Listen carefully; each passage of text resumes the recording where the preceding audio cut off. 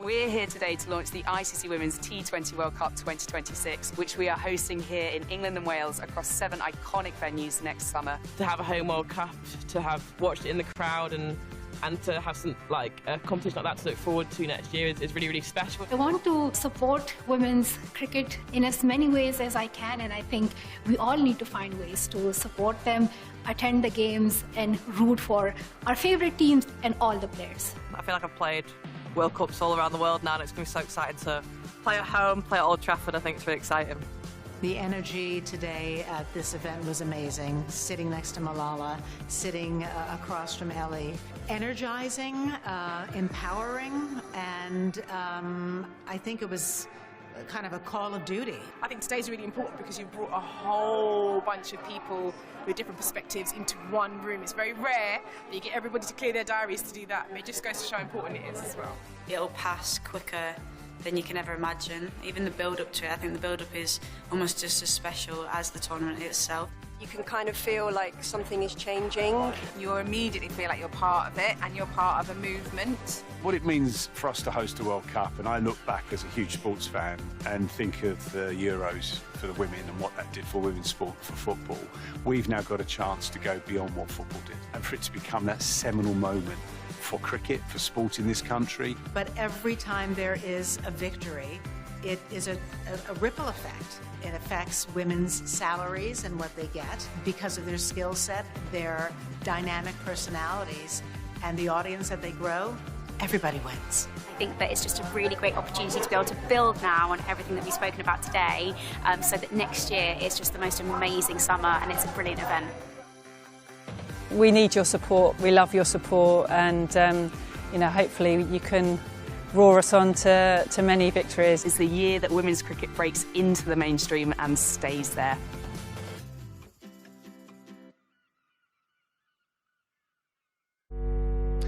Welcome out into the middle here at the Cooper Associates County Ground in Taunton. It's the County Cup final in the Vitality Women's Competition. We've got Bryony Smith and Ellie Threlkeld, the captains of Surrey and Lancashire Thunder, respectively. Bryony, you have the coin. Heads is the call. Is a tails, so Surrey have won the toss. Bryony, what have you decided to do? We're going to have a bowl. Not surprising, I guess. 2 successful chases in the first semi-final for yourselves, and then obviously Lancashire in the second. Any team changes though? No, we're going in with the same team. Obviously, close game this morning, and we feel like, especially with the weather around, chasing would be a good option. What have you done since then? Because obviously there's a few hours to kill. Not much, few coffee shop trips, but chilled out, and then we're ready to go again. Nice. Finally, what's key then? Because we've seen, fairly modest scores so far tonight. One key partnership in that second semi-final, but aside from that, batting's been quite tricky. Yeah, I think we're still looking to go out with real positive intent, and it didn't come off for us this morning quite as well, but we won't be changing much this afternoon. Go well, enjoy the final. Thanks for your time. Bryony Smith, Surrey captain. Ellie Threlkeld leads the Lancashire Thunder, fresh from their victory in the semi-final against the Blaze. So, Ellie, I guess, had you won, you probably would have bowled first. I think so, yeah. But yeah, you never know. Runs on the board in a final, anything can happen. So hopefully put a good score on the board and defend it second innings. How important is momentum and that freshness that you've got, having just left the field following a pretty comprehensive victory in the end? Yeah, I think it's pretty valuable. I think we've also got to see that as gone now, and we've got a game to win. So yeah, I can see both sides of it. But yeah, hopefully we go well. Good stuff. And I'm assuming same team? Yeah, same team. Enjoy the final. Cheers, thank you.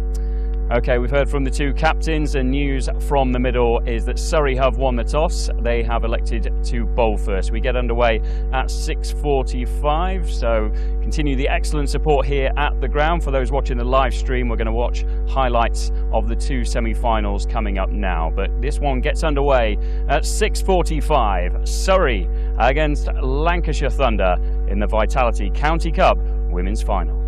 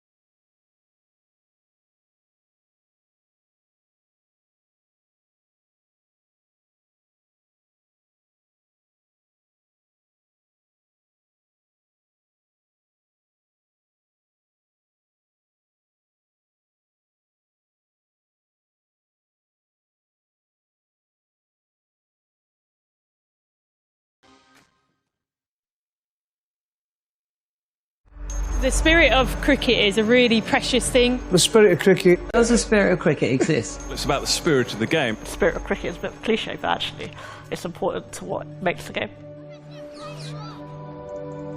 What is it? This game we call cricket. Some say it's just that. A game. A way to pass the time. Made up of overs and innings, wickets and runs that can last 5 days. Or a mere afternoon. But it's more than that, isn't it? It's more than the stumps and the wickets, the bat and the ball. More than winning and losing. What makes cricket cricket is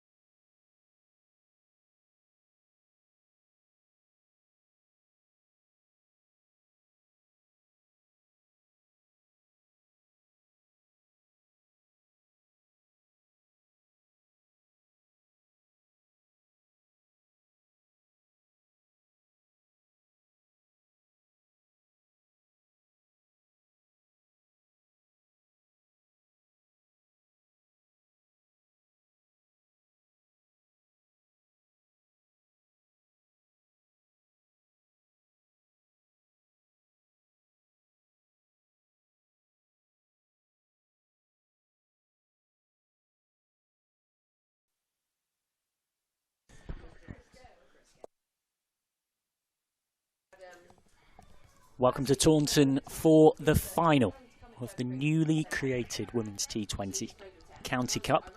Lancashire Thunder face Surrey. Lancashire with 8 wins from 10 games across all competitions this season before today.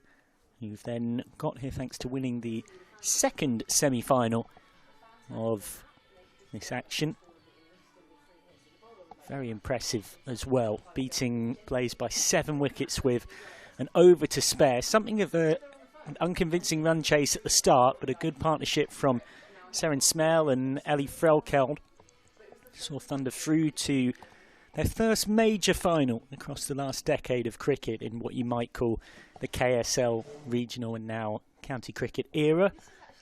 It's only the second time that they've even got to the knockout stages at this level.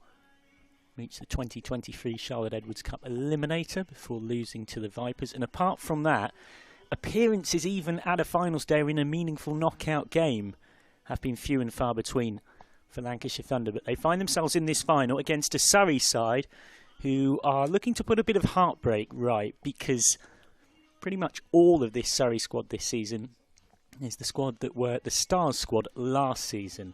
And last season they got themselves into 2 major domestic finals and lost them both. Lost in the 50 over final, the Rachel Hayhoe Flint Trophy final, to the Sunrisers, and lost in the 20 over final, the Charlotte Edwards Cup, against the Blaze. So from a psychological viewpoint, Surrey will see this as a chance to right some wrongs, you might say, in what is a new era, a fresh start for English cricket, both at national and domestic level. Lancashire Thunder players spending a bit of the time in between the semi-final and the final, doing exactly what all cricketers do when they're given a moment's time spare: play some football. That's naturally what you do when you've got a short interview. They were doing a bit of that on the outfield. In terms of the team news, both teams are unsurprisingly unchanged from their semi-final successes earlier on in the day.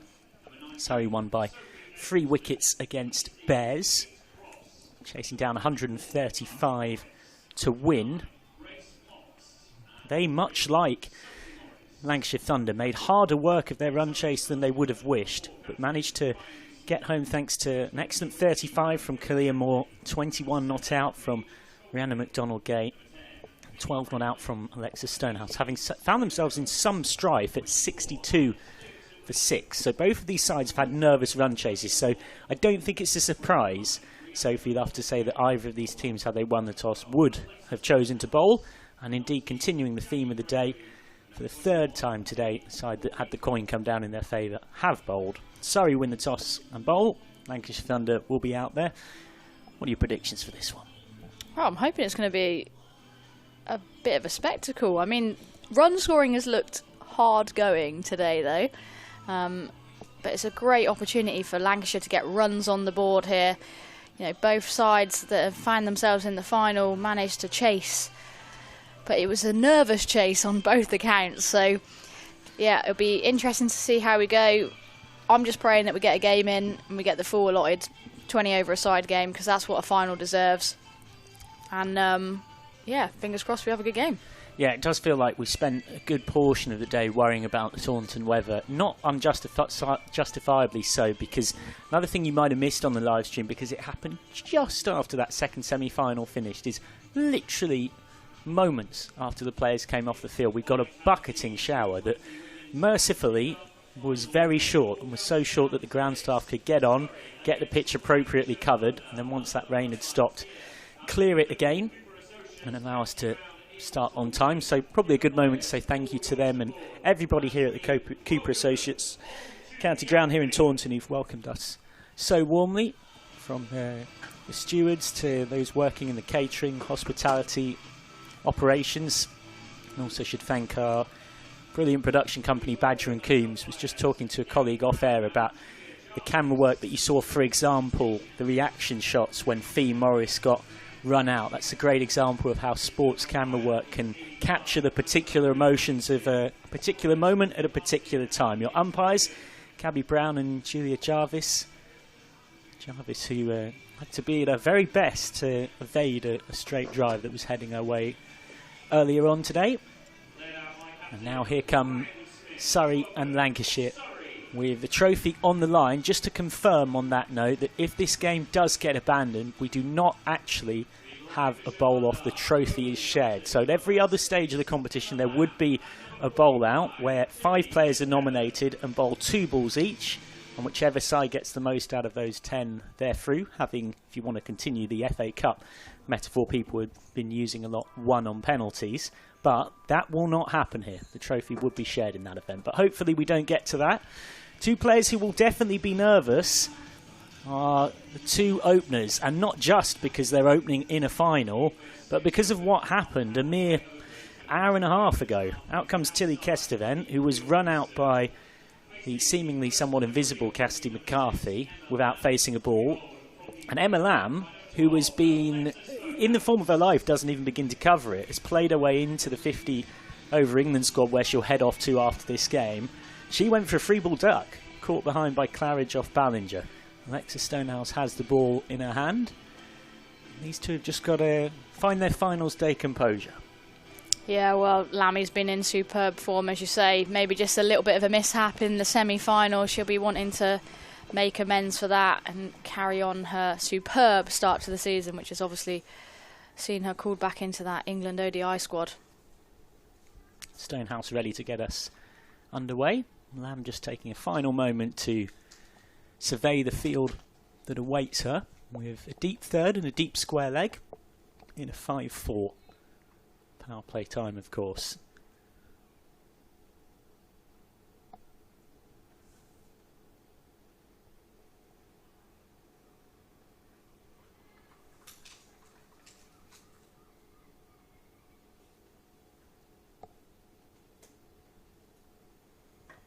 Nice start from Stonehouse, respectfully blocked by Lamb. He truly is having the season of her. I mean, she's always been consistently excellent in domestic or regional cricket, but I think it's fair to say she's gone to another level this season. She's got 577 runs in top level 50 over cricket at an average of 82 with 1 ton and 550. She's got nearly more than 200 more than anyone else. But that time again can't get off the mark, and T20 is of course a different tempo, but she'd been adjusting to that pretty well. 52 off 36 at Glamorgan in round 3 and 41 off 29 against Leicestershire in the quarter-final. So until that duck in the semi-final, it's fair to say she was doing pretty well in T20s too. Just got to refine that run scoring. Well, she's almost gone.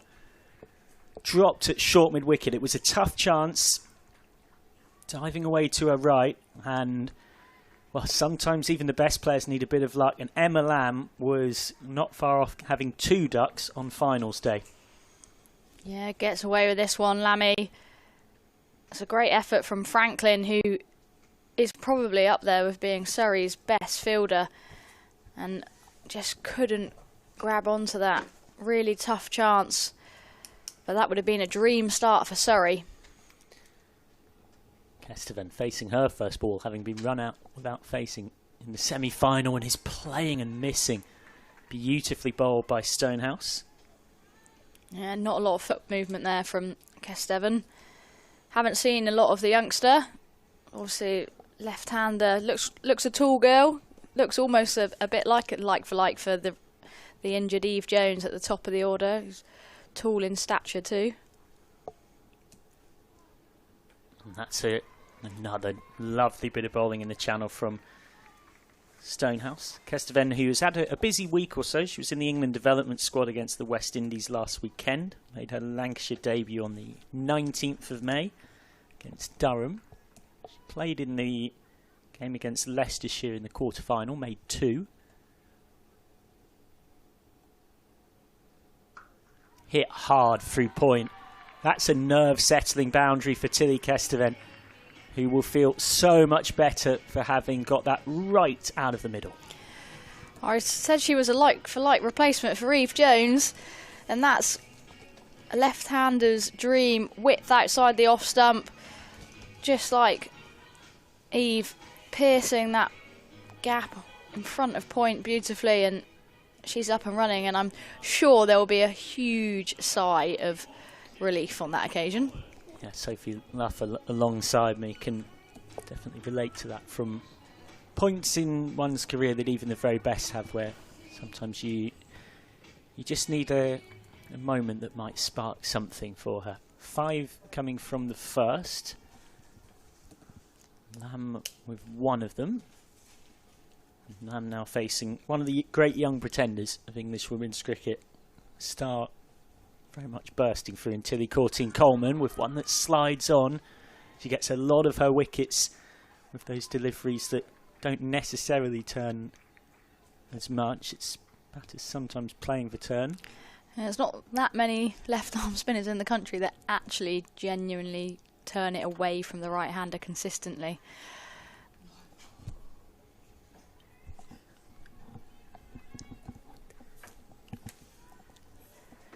Well, my goodness me. They escape through for one. 2 gasps in the commentary box.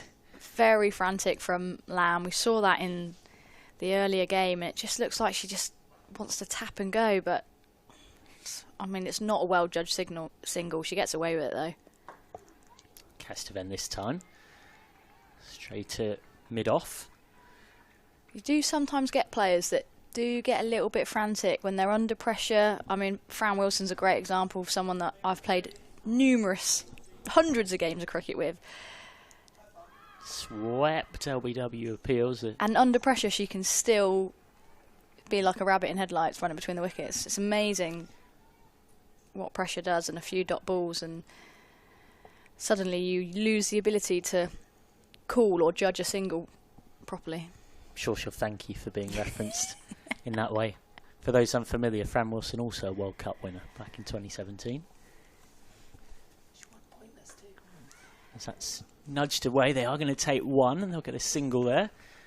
Georgie Heath also reminding me in my ear that she also won pointless as well, which with Georgie Heath, which I'm sure is actually more important to her as a career achievement than that World Cup. She's actually been talking about that recently.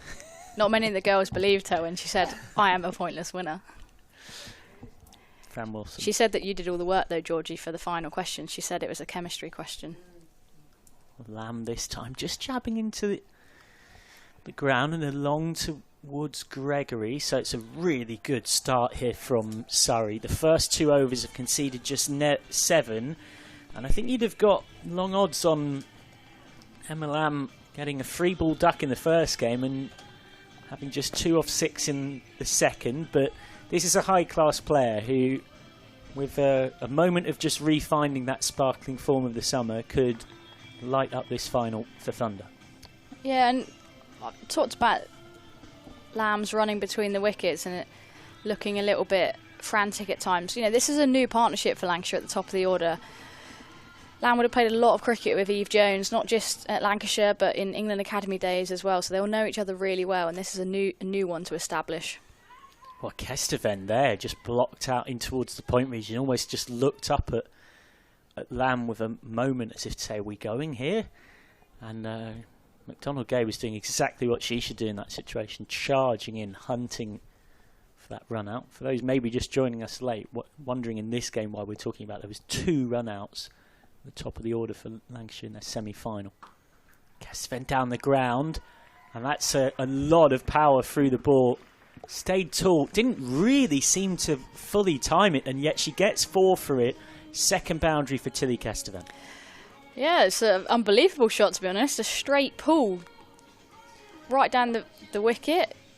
Almost like she just didn't commit to going through with the actual pull shot, which, in all fairness, if she'd pulled it, she probably would have got 1 to deep square leg. So she's found the boundary, and yeah, very unconventional kind of way to get her second boundary. That sounded good off the bat, but is picked out mid-off perfectly. Yeah, she was in the academy setup at Lancs for a period of time. Scored a decent number of runs in 2s in academy sides, and has been in and around the England development setup for a few years.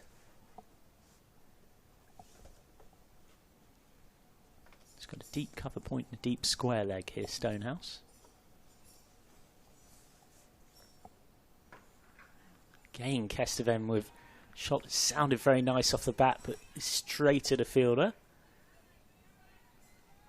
And the scoreboard pressure's building here. Yeah, it's not a lot of foot movement, but she almost gets away with it. She's, as I said, she's a tall girl. She's got long levers. She's got a good reach to the ball. Just finding fielders at the moment, though, Lancashire. Steps across this time. Lovely strong shot from Kesteven. She'll get a boundary for that. And there's encouraging signs here for Lancashire Thunder in this over from Tilly Kesteven, who's starting to settle into her work and is into double figures. Yeah, it's a beautiful drive there from Kesteven. Stonehouse just looked like she was searching for something there, you know, building pressure and then just over pitching, and the left-hander was, well, saying thank you very much. That's exactly where she wanted that delivery.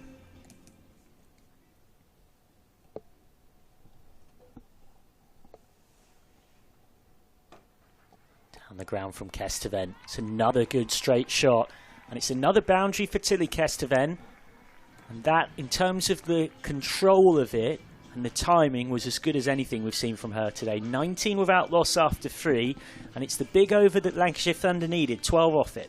Yeah, great over there from a Lancashire perspective. Again, over pitch from Lexa Stonehouse, and when you hit it straight at Taunton along the floor, you get really good value.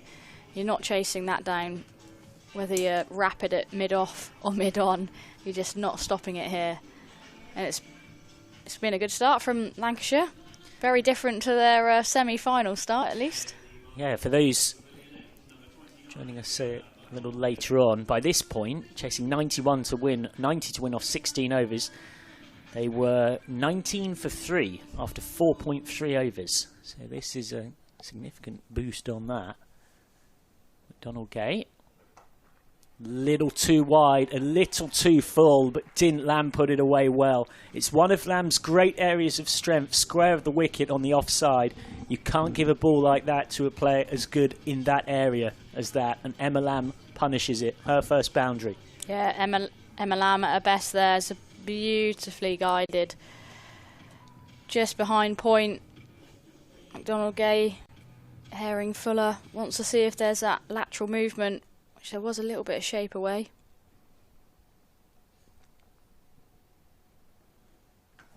Shorter, and Lamb gets this out to deep square.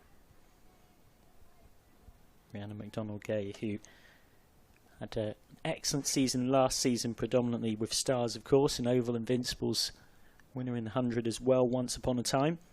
Has had a very good Women's T20 County Cup, 2 for 44 against Hampshire in Game 1 in a very high scoring game. Well, Game 1 for Surrey, that was the third round. 2 for 22 with a maiden against Durham in their quarter final. And then 2 for 25 in today's semi-final against Warwickshire. So she's having an excellent T20 comp with ball in hand.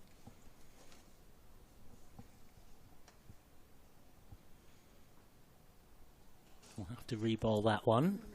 Put it down to the commentator's curse if you believe in such a thing. And it does dribble away for 5 wides. Chatley got a glove on it, but ended up almost football style tipping it round the post rather than stopping it altogether. So it's a bit of a bonus for Lancashire Thunder. Yeah, she almost got too much of a glove on that, Chatley, and it almost raced off her hand towards the boundary down there. Really tough though, is it? Yeah, that's always going away from her. Really tough with that shape from McDonald-Gay. That's a miracle stop if she manages to keep that in play. Better area from McDonald-Gay to the sort of thigh pad region of Kesteven. We saw this in the semi-final from McDonald-Gay, where she just struggled to settle into her line and length, and there was definitely shape on offer for her, which we're seeing again now, but yeah, she just lacked that consistency.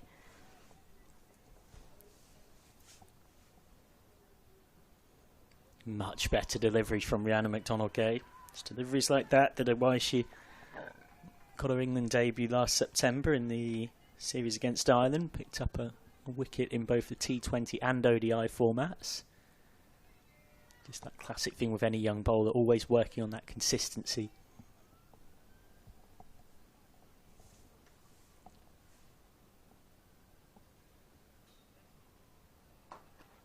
Kesteven again down the ground. Direct hit could be close from Bryony Smith, who can't give Julia Jarvis a decision to make. Well, we'll never know, but that looked tight. I reckon that was close.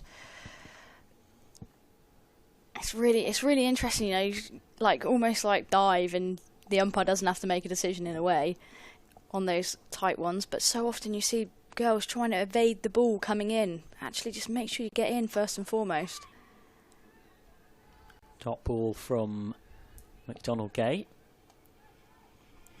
And that is the end of the fourth. So back-to-back good overs for Thunder. They've taken 23 off the last two. And that has brought them up to 30 without loss after four. After a quiet first couple, well, they scored just 7. Lancashire Thunder will feel much happier about life now. In this first Vitality T20 Women's County Cup, featuring 32 teams across 3 tiers, and a draw done such that there was guaranteed to be at least 2 Tier 2 or Tier 3 sides in the quarter-finals as part of that. We've ended up with an all-Tier 1 finals day. Yorkshire beaten by Warwickshire and elsewhere. Ken ultimately seen off by Blaze. Spin coming in the form of Kalia Moore with an awkward, unorthodox release point. Against Kesteven, a different challenge. Just worked for one. Yeah, I like this as a potential matchup. Off spin to the left-hander. No, there's a right and left hand, but any kind of little matchup in T20 cricket is really important. Surrey are hunting for that first wicket. I'll be desperate to get one on the board. Ring of 5 on the offside, so Moore's got to be really disciplined with her line here.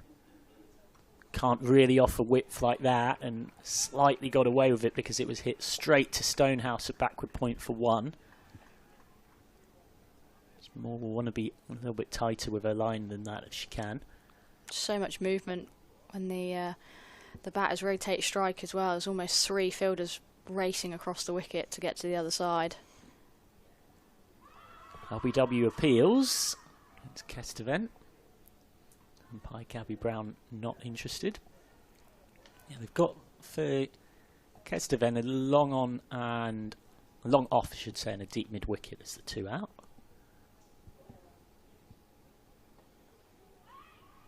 Work to square leg for no reward. Good tight stuff from Kalia Moore. Yeah, this is exactly what Surrey will be wanting.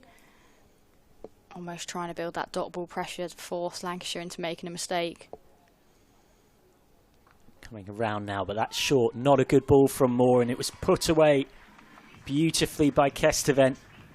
Waited through it well, got those fast hands through it, and Spoils would have been a good over up to that point from Moore. Yeah, very unconventional again from Kesteven, but putting away the Surrey bad balls here. Picks it up nicely, and I mean, there was a deep mid-wicket out on the boundary, but absolutely no chance for Emma Jones. Swipe and a miss to finish the over. So Kesteven dominating the strike and dominating the scoring so far as well. 36 without loss after 5. So 1 over left of the power play. Lancashire Thunder giving themselves a solid base to launch off. And I think it's fair to say, you know, you look at the scores that we've seen today, with Game 1 where Surrey only just chased down 134 to win, and Game 2 where Lancashire Thunder very nervously chased down 90 to win, that I think Thunder here would be very disappointed to not be looking much more towards that 150 mark.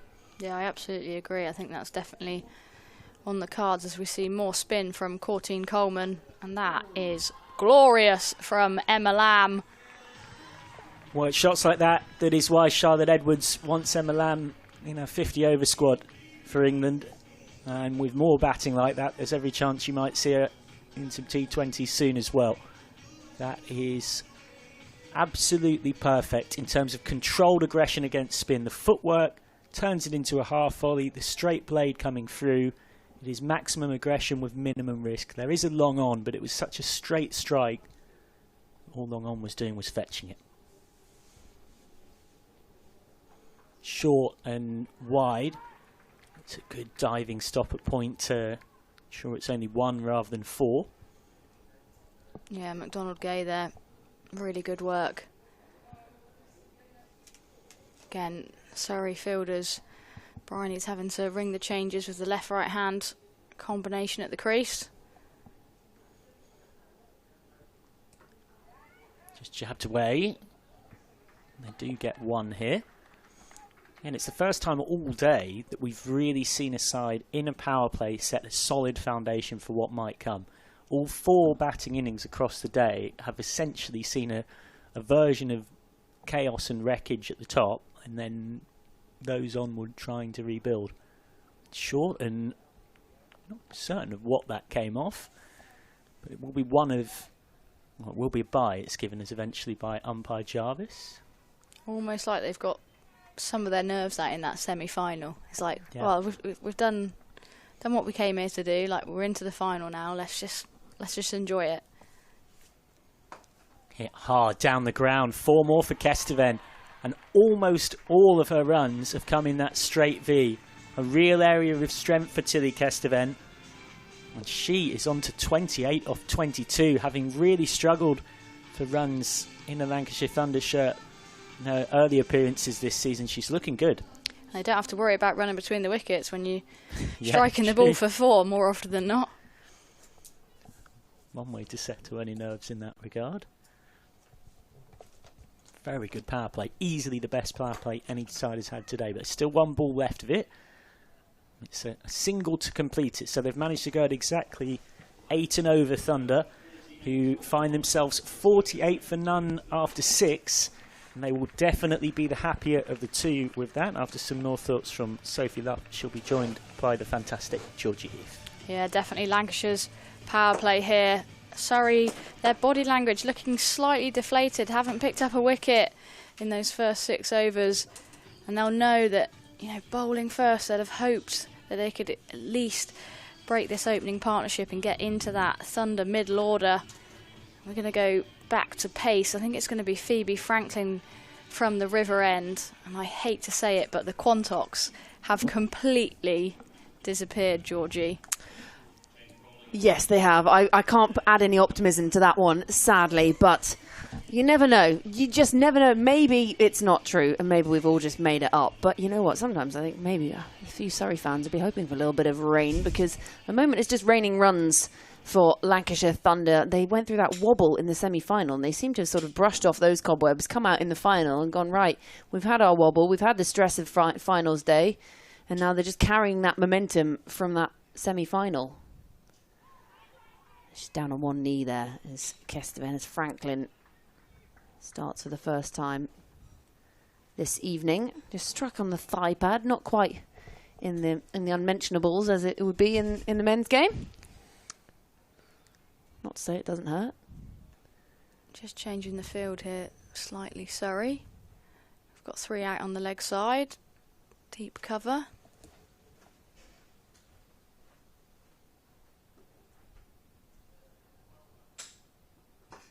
That's a lovely looking stroke. Emma Lamb does well to jump out of the way. It's going to be just 1. But they won't mind this too much. Just going along at 7.78 and over. You'll accept a single every so often. Absolutely. And Emma Lamb at the moment playing second fiddle here, but she won't mind too much. It's been a brilliant partnership so far. Well, Emma Lamb coming off the back of her first duck of the season. That is an absolute freebie, but there is a fielder out there. It made such a good crunch off the bat, didn't it? But they've sort of got away with one there. 50 partnership up for Lancashire Thunder. They've made amends for both failing in that semi-final. It's been a great start. This is just the kind of foundation you want. They've got firepower still to come. They bat as deep. You know, you've got someone like Sophie Eccleston down the order as well. We know what she can do. Slightly shorter this time. That's a good change up from Franklin. Yeah, I think interesting here, like trying to make Kesteven go across the line of the ball and hit square of the wicket. We've seen a lot of her boundaries have come in that sort of V. So trying to make her do something different, get her swinging across the line. I think that's what Franklin will be trying to make her do. Shot. That is a worldie of a shot from Kesteven. Stand and deliver, and she's going to pick up 4. Don't know why she's even running. Great levers into the ball there. I spoke about it earlier where there's minimal foot movement to get into the ball, but it actually allows her to create a shape where she can generate power. And that's a beautiful shot there. Yeah, she's having quite an outing here. Well, didn't get a chance in the semi-final, so making up for it now. And I don't want to alarm you, but I can see rain. Fuller this time, and carbon copy. If you look at that on a wagon wheel, it's 2 shots in exactly the same place. Back-to-back boundaries to close out the over. And I think the players are going off the field here. It's got a little bit blustery as well. That rain seems to have come in very quickly. So that brings the 7th over to a close. At the end of 7 overs, Lancashire Thunder absolutely flying. 58 without loss. Players are heading off in the rain. It's that sort of rain that, you know, it really sucks when you're wearing glasses and it makes them really wet really quickly and you need little windscreen wipers. Ground staff are coming on. You'll be happy to hear there are ground staff still wearing shorts, because that's the uniform you must wear if you're ground. I'm actually disappointed there are some in trousers, if I'm honest. But this opening pair are really racing along for Lancashire Thunder. Lamb, runner ball 14. Kesteven at the other end, 38 from 28. Surrey really need to try and find themselves a wicket when they come back out here, because this has been quite some foundation set by the opening pair for Lancashire. But the news here from the Cooper Associates County Ground here in Taunton is that we can't see the Quantocks. It is raining, so the players have gone off the field. So at the end of 7 overs, 58 without loss. Lancashire Thunder, we're going to take a short break while we go away and do a sunshine dance to hopefully be back on soon.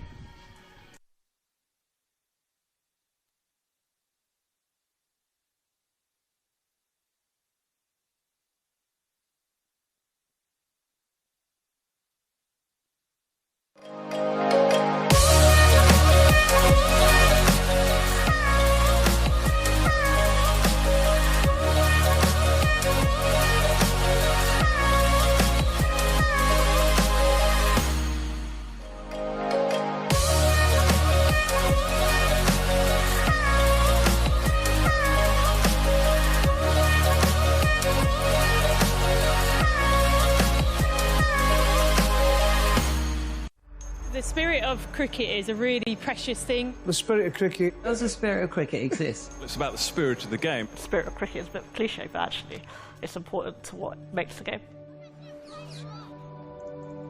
What is it? This game we call cricket. Some say it's just that.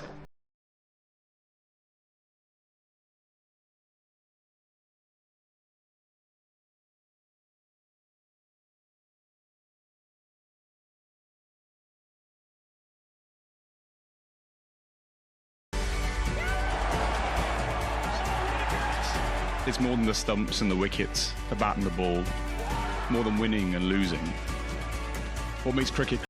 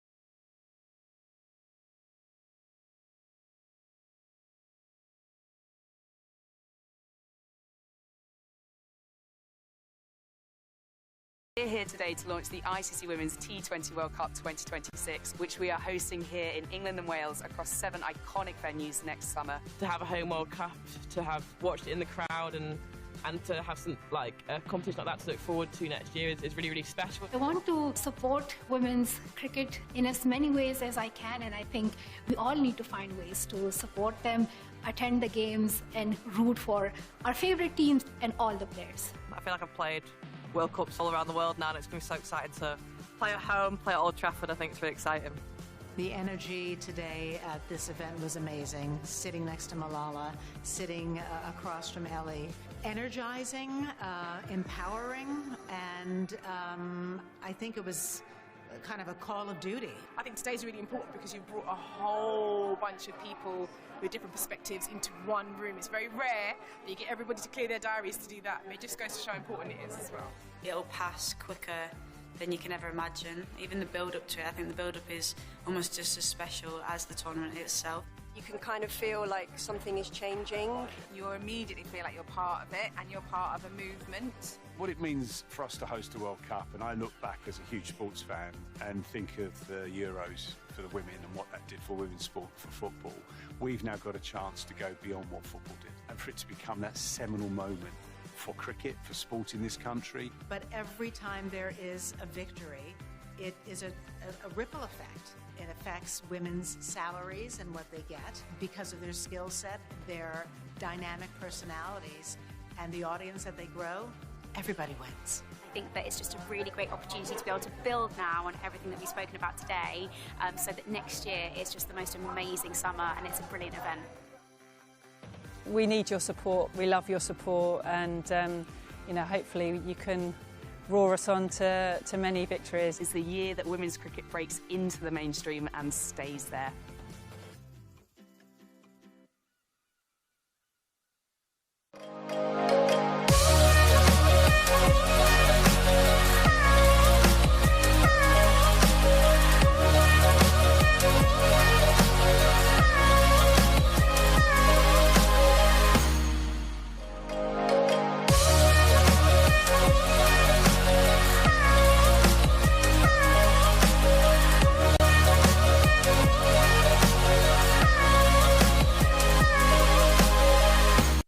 The spirit of cricket is a really precious thing. The spirit of cricket. Does the spirit of cricket exist? It's about the spirit of the game. The spirit of cricket is a bit cliche, but actually it's important to what makes the game.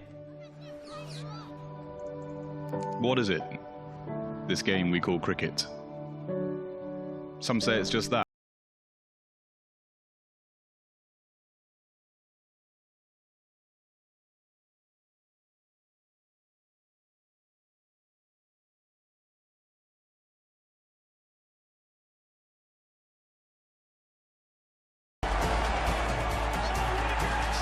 It's more than the stumps and the wickets, the bat and the ball, more than winning and losing. What makes cricket cricket is us.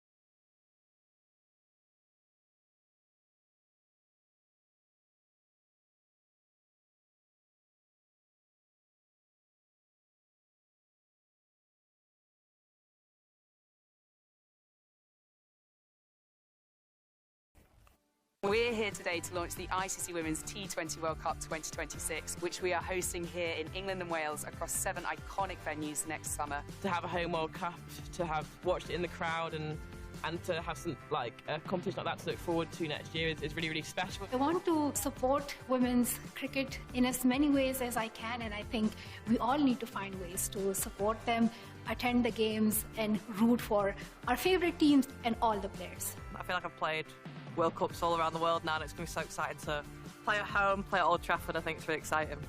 The energy today at this event was amazing. Sitting next to Malala, sitting across from Ellie. Energizing, empowering, and I think it was kind of a call of duty. I think today's really important because you brought a whole bunch of people with different perspectives into one room. It's very rare that you get everybody to clear their diaries to do that. And it just goes to show how important it is as well.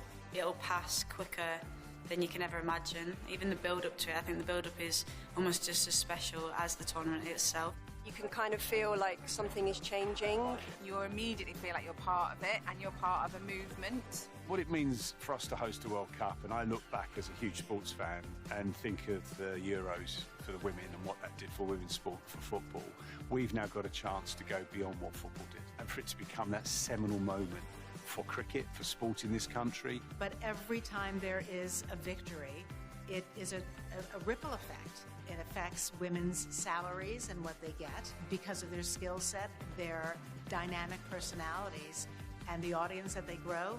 Everybody wins. I think that it's just a really great opportunity to be able to build now on everything that we've spoken about today, so that next year is just the most amazing summer and it's a brilliant event.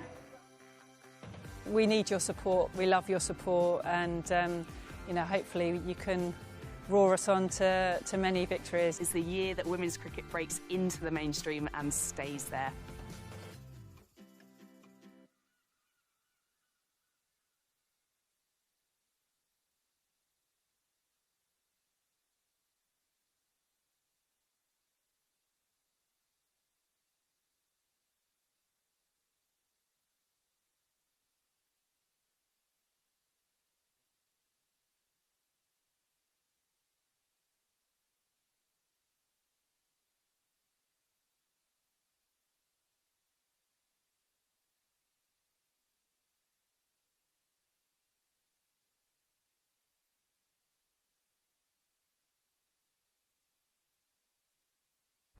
The spirit of cricket is a really precious thing. The spirit of cricket. Does the spirit of cricket exist? It's about the spirit of the game. The spirit of cricket is a bit cliche, but actually it's important to what makes the game. What is it? This game we call cricket. Some say it's just that.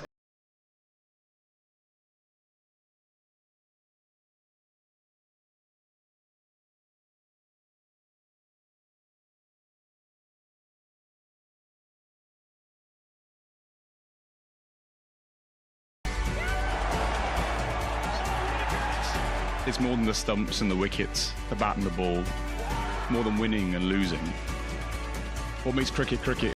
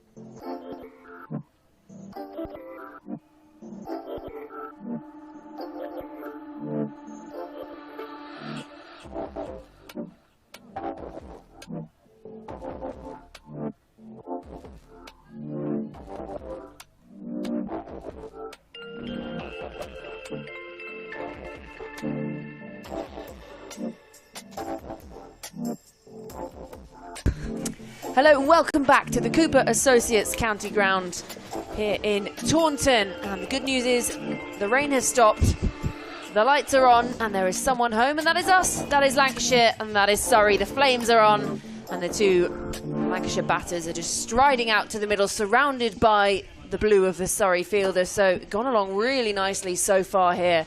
Lancashire after being put into bat. 58 without loss after 7 as Sophie Ellis-Bextor reverberates around the Cooper Associates County Ground. Emily Windsor next to me is bopping along, and we're in for a great final here. This is quite some foundation set by Lamb and Kesteven, who is absolutely flying, using those long levers to her advantage. And Surrey, well, Surrey have got to find a wicket somewhere. Yeah, it's one of those, isn't it? The break in play would have favoured definitely Surrey. As you said, Thunder were off to a flyer, and I mean, it's very rare you see Emma Lamb playing second fiddle. Young Kesteven, 38 off 28. Impressive hitting so far. So from a Lancashire point of view, you hope her momentum continues, as I've just witnessed. Probably the most village thing in cricket. Danny Gregory has tried to bowl at mid-off, her captain, and loved it straight over her head. It's gone for 4. The ball is now soaking wet because it's rained. And Bryony Smith's going to underarm it back to her. So that's not good signs for Surrey, how that started. But no, but at least the game hasn't started yet, and she's got that one out of her system before it starts. But good option this from Bryony Smith going to Danny Gregory. She's pricked up wickets we saw in the semi-final. She's usually economical. You know she's going to keep the stumps in play. And is she going to get that much-needed breakthrough for Surrey? Well, here she goes. And it's right on the money from the start. Dot ball to start things off. So we've got the bad one out the way in the warm-up. The sun's out as well, Georgie. That's the first time we've seen the sun all day, and it is now time for sunglasses. We could be in the Caribbean right now. Who you would never know. Just minus 10 degrees at least. Quicker through the air this time. Worked around the corner by Emma Lamb. Well, the break in play has done nothing to stunt her cricket today, and she picks up another 4. Yeah, short and down the leg side from Gregory, and Emma Lamb, a player in her form and of her class, is not going to miss out on that. Pulled to a vacant square leg boundary. And a comfortable 4 runs for her. We're out of the power play, so 3 fielders are out on the leg side in deep cover. So lots of space for Emma Lamb to work into if she wants. Again, tries to work this one round the corner. A sprawling Kalia Moore. Kira Chatley, my bad, sorry. Kira Chatley behind the stumps punches the ground. She looks in a bit of pain there. She does. That knee she's hit. She's not happy, but she's back on her feet, thankfully for Surrey. They'll need her later with the bat, that's for sure. They sure will. The other thing, though, that this partnership's bringing, it's obviously already at 63, but it's a left-hand, right-hand, and that brings a bit of chaos, especially in the shorter format cricket, because fielders have to come up. You have to be very aware of where you need to be as a unit, and it adds a bit of chaos to Bryony Smith's captaincy. Again, quick through the air is Danny Gregory, and they'll just settle for 1. We saw a little chaos in the running from Lancashire in the semi-final, so I think they've learnt from their mistakes there. And again, the field all switches around for that. The single means the left-hand, right-hand swaps over. Danny Gregory changes sides. And it does just sort of disrupt play, doesn't it, for the fielding side. Again, worked around the corner. Long leg is going to come around and cut it off, so it'll just be 1. Now, Danny Gregory picked up 3 wickets in that semi-final. 3 for 20 from her 4. Had a really good afternoon out with the ball. Yeah, she's just one that Bryony Smith will throw the ball to. She'll often bowl back-to-back overs and have an ability to control an end, but also pick up regular wickets. Taken on this time. There is a fielder out there, Paige Schofield, long off, cleanly cuts it off, and it'll just be 1 to finish off the over. But 8 coming from that over. The end of 8. Lancashire Thunder 66 without loss. Yeah, this is a fabulous platform for Lancashire Thunder now without losing a wicket. Nearly at the halfway stage. They've obviously got a lot still to come. Seren Smale, who played a beautiful knock in the semi-final alongside her captain Ellie Threcold. Fee Morris, Alice Lister, And of course, the firepower of Sophie Eccleston, who we haven't seen yet today with the bat, but she certainly can hit a long ball to go alongside her economical and fabulous bowling. I'm going to see spin to continue from the river end, but change of angle in the left arm spinner, off spinner, sorry. Just chipped up by Kesteven. She moves on to 41. Yeah, this run rate going at 8.25. I'd be very happy with this, Lancashire Thunder. 10 wickets still in the bank.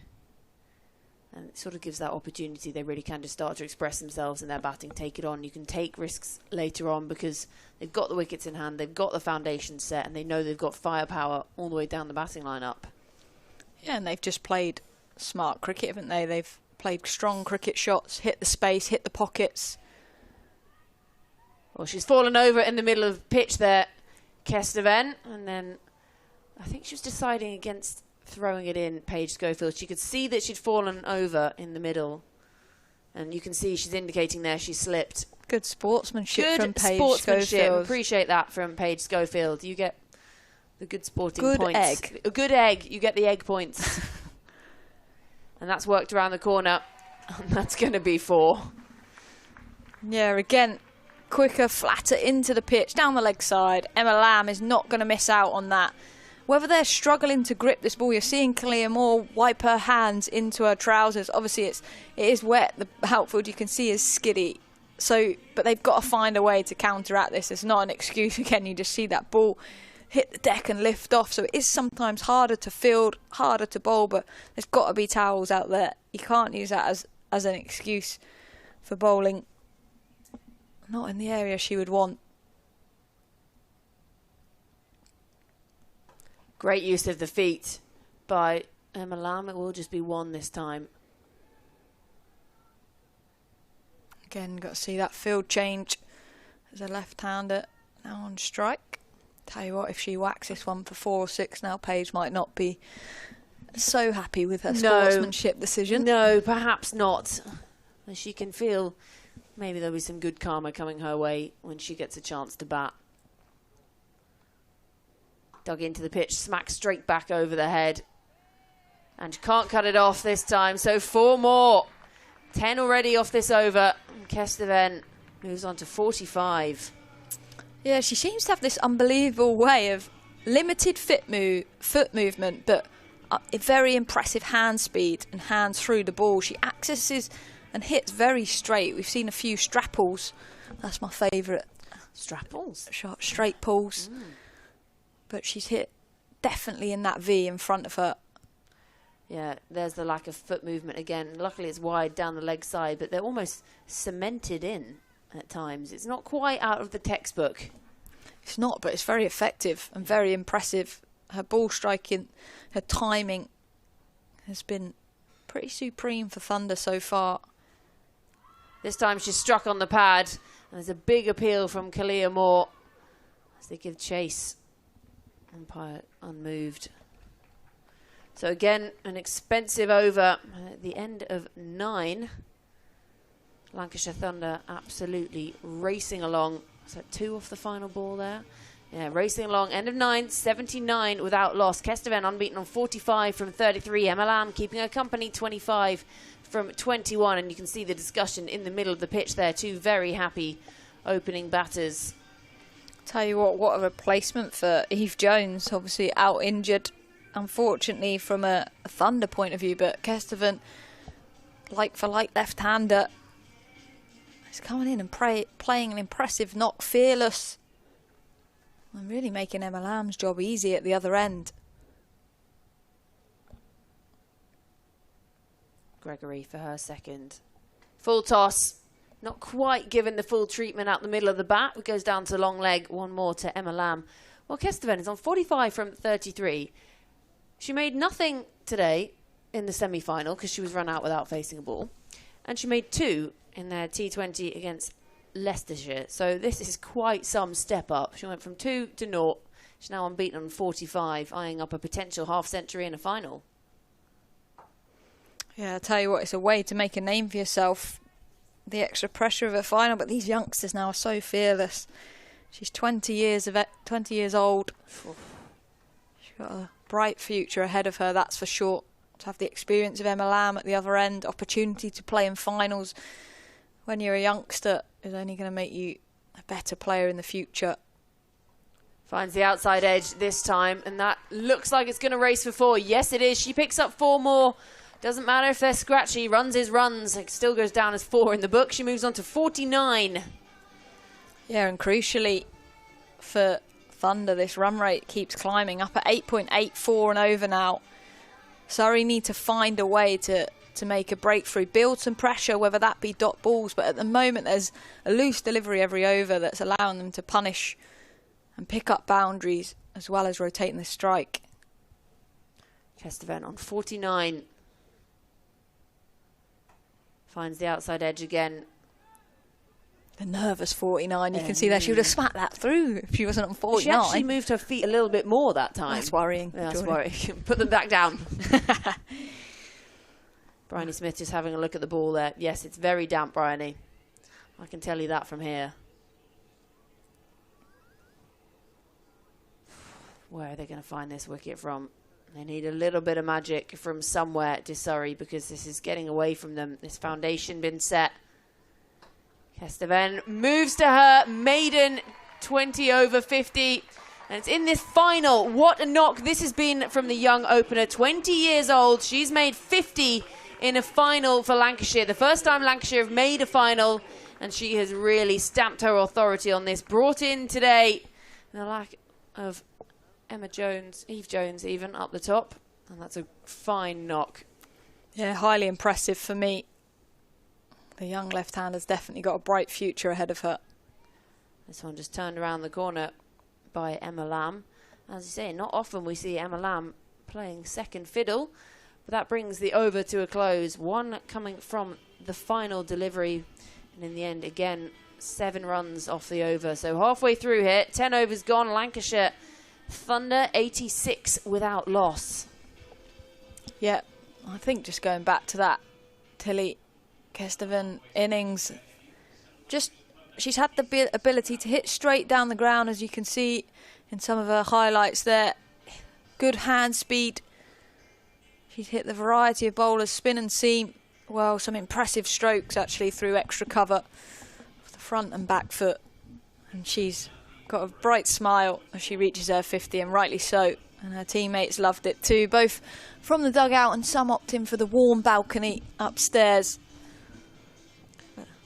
Bright skies ahead of us, to our left where that rain's coming from. Just perhaps the sunniest part of the day. I think this conversation now is around the ball. I think Bryony Smith would like to have a new ball because it probably is like soap, or potentially the seam sometimes can get really fat. And they actually went and asked the umpires uniquely, Emma Lamb, the batter, if that was okay. And obviously Emma Lamb has said no problem because the umpire's walking off to try and get a new ball. But yeah, and very rare you see this. I'd like to see what it looks like in the hand of the umpire. We can just about see as she's tossing from one to the other. But sportsmanship gone back. Emma Lamb saying, Emma go on. Paige Schofield, a little something. I don't know. I think, to be honest, if I was in a final, I'd be saying, I don't know, ball looks fine. I'm hitting nicely. Can't be too bad. Yeah, just looking at it here, I think the seam has got pretty fat, or it's got fat in the hand. But it's very rare in our cricket that you see them go into a bag of balls. I feel like this is genuinely the training balls that are being gone through. This is very strange. I've never seen them quite come out in a sort of a drawstring bag that looks a bit like you're off for a swimming lesson. All I'm saying is I hope they pick out a Newbury one and not a Kookaburra one, because this competition's unique. It's trialled a new set of balls, which are the Newbury balls. Slightly firmer at the start, but we'll see if Bryony Smith's happy with that one as she's got it thrown to. It looks pretty newish, actually. It does, doesn't it? Well, just don't drop it, Bryony. Keep it off the ground. But sometimes as well, a slightly harder ball isn't bad thing as a batter as well, because it then just hits that middle of the bat slightly harder.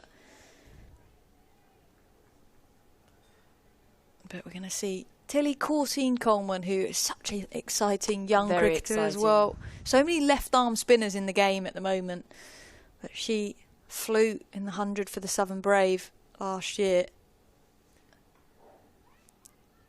Starts off with a dot. I'm convinced that it's an evolutionary thing. There's now more left-handed people in the world and more left-armers because of the days when people weren't allowed to be left-handed.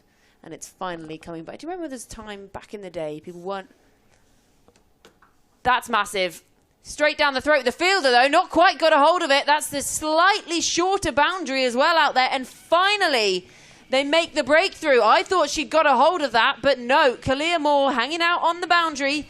The new ball, a dot, and then a wicket. Happy days. Big hugs all around. Tilly Courtine-Coleman, the look of relief. She thought, like I did, that had gone all the way. But Kalia Moore sat there quietly, and that's the end of Emma Lamb. Yes, important breakthrough, I think, for Surrey. They needed to find a way to stem this run flow, but she got hold of it. She almost got too much of it. Still a reasonably long boundary out there, but Kalia Moore makes no mistake.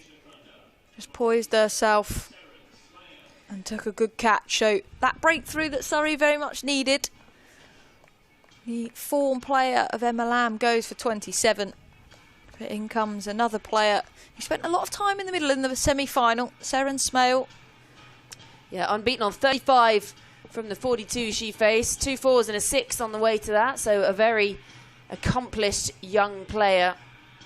Another one of those youngsters that's really made her name in the last few years. The Under-19 World Cup back in South Africa a couple of years ago. Has made her senior England debut as well. Played over in Ireland back in September. And a mainstay of this Lancashire Thunder side. She just looks to try and clip that off her feet.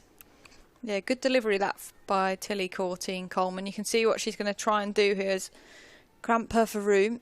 She's so strong through that offside smell, but deep backward square, mid-wicket and long on. So lots of space for Smale to hit. Well, she's off the mark straight away.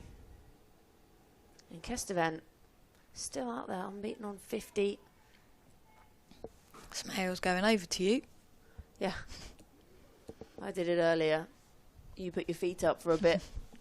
It's your turn now. So, good field this, I think. All fielders out in front of the bat to Kesteven. It's really good stuff, this, from Tilly Courtine-Coleman as well. Whether it's being able to grip the new ball as well, makes it much easier. But you can straight away see her strengths are straight down the ground, and Bryony Smith reacts to that. And there she goes, straight down the ground. Does well to come round long on. And just cut it off for one. Not quite out of the middle of the bat. Alice Davison-Richards, you can see sliding, almost rolling over. These are great fielding conditions for a slide. Apart from when you don't stop. So 11 overs gone. Lancashire Thunder 88 for 1. Yeah, it's that sort of sliding. You look like you're in a rubber ring and you can't stand up again. So just slowing down slightly here at the Cooper Associates County Ground in Taunton for the first ever final in this Women's T20 County Cup. Can someone please give Bryony Smith a towel? She's using her shirt to dry this ball. Her mum's not going to be happy when she takes it home for washing. But surely, come on now. They've got a towel. I've seen a few towels around. You'd have seen the weather forecast. Bryony Smith as captain is going to be talking to the bowler. She's going to get the ball in her hand the most. And it's the poor girl a towel. It's also not very good drying material. When it's that sort of shiny athletic shirt for sports, it doesn't dry things very well. Rihanna McDonald-Gay back into the attack as the sun comes out and struck on the pad there. Kesteven, and they do well to scamper through. Yeah, I feel like this is a good line from her. Me and Sophie Luff, I hadn't seen much of her, but in that rain break we were talking off air that because she's got such good hands to the ball and she wants that space, that freedom, just cramping her up for room, bowling into her pads to try and restrict that bat path is so important, and Ree McDonald-Gay did just that. It's clipped away, and that's gone fine enough, and that's going to be 4 more. Whether it's come off the pads, no, bat, says the umpire. So Sarah Smale picks up 4. Yeah, just continuing where Emma Lamb left off, really. Just freely, straight of line, punishes with a boundary. You can see that confidence these Thunder's batters have. It always helps when you've got a fantastic opening partnership like we saw from Lamb and Kesteven. This allows them to play freely and keep this momentum going. Surrey need to find another breakthrough, and a breakthrough fast.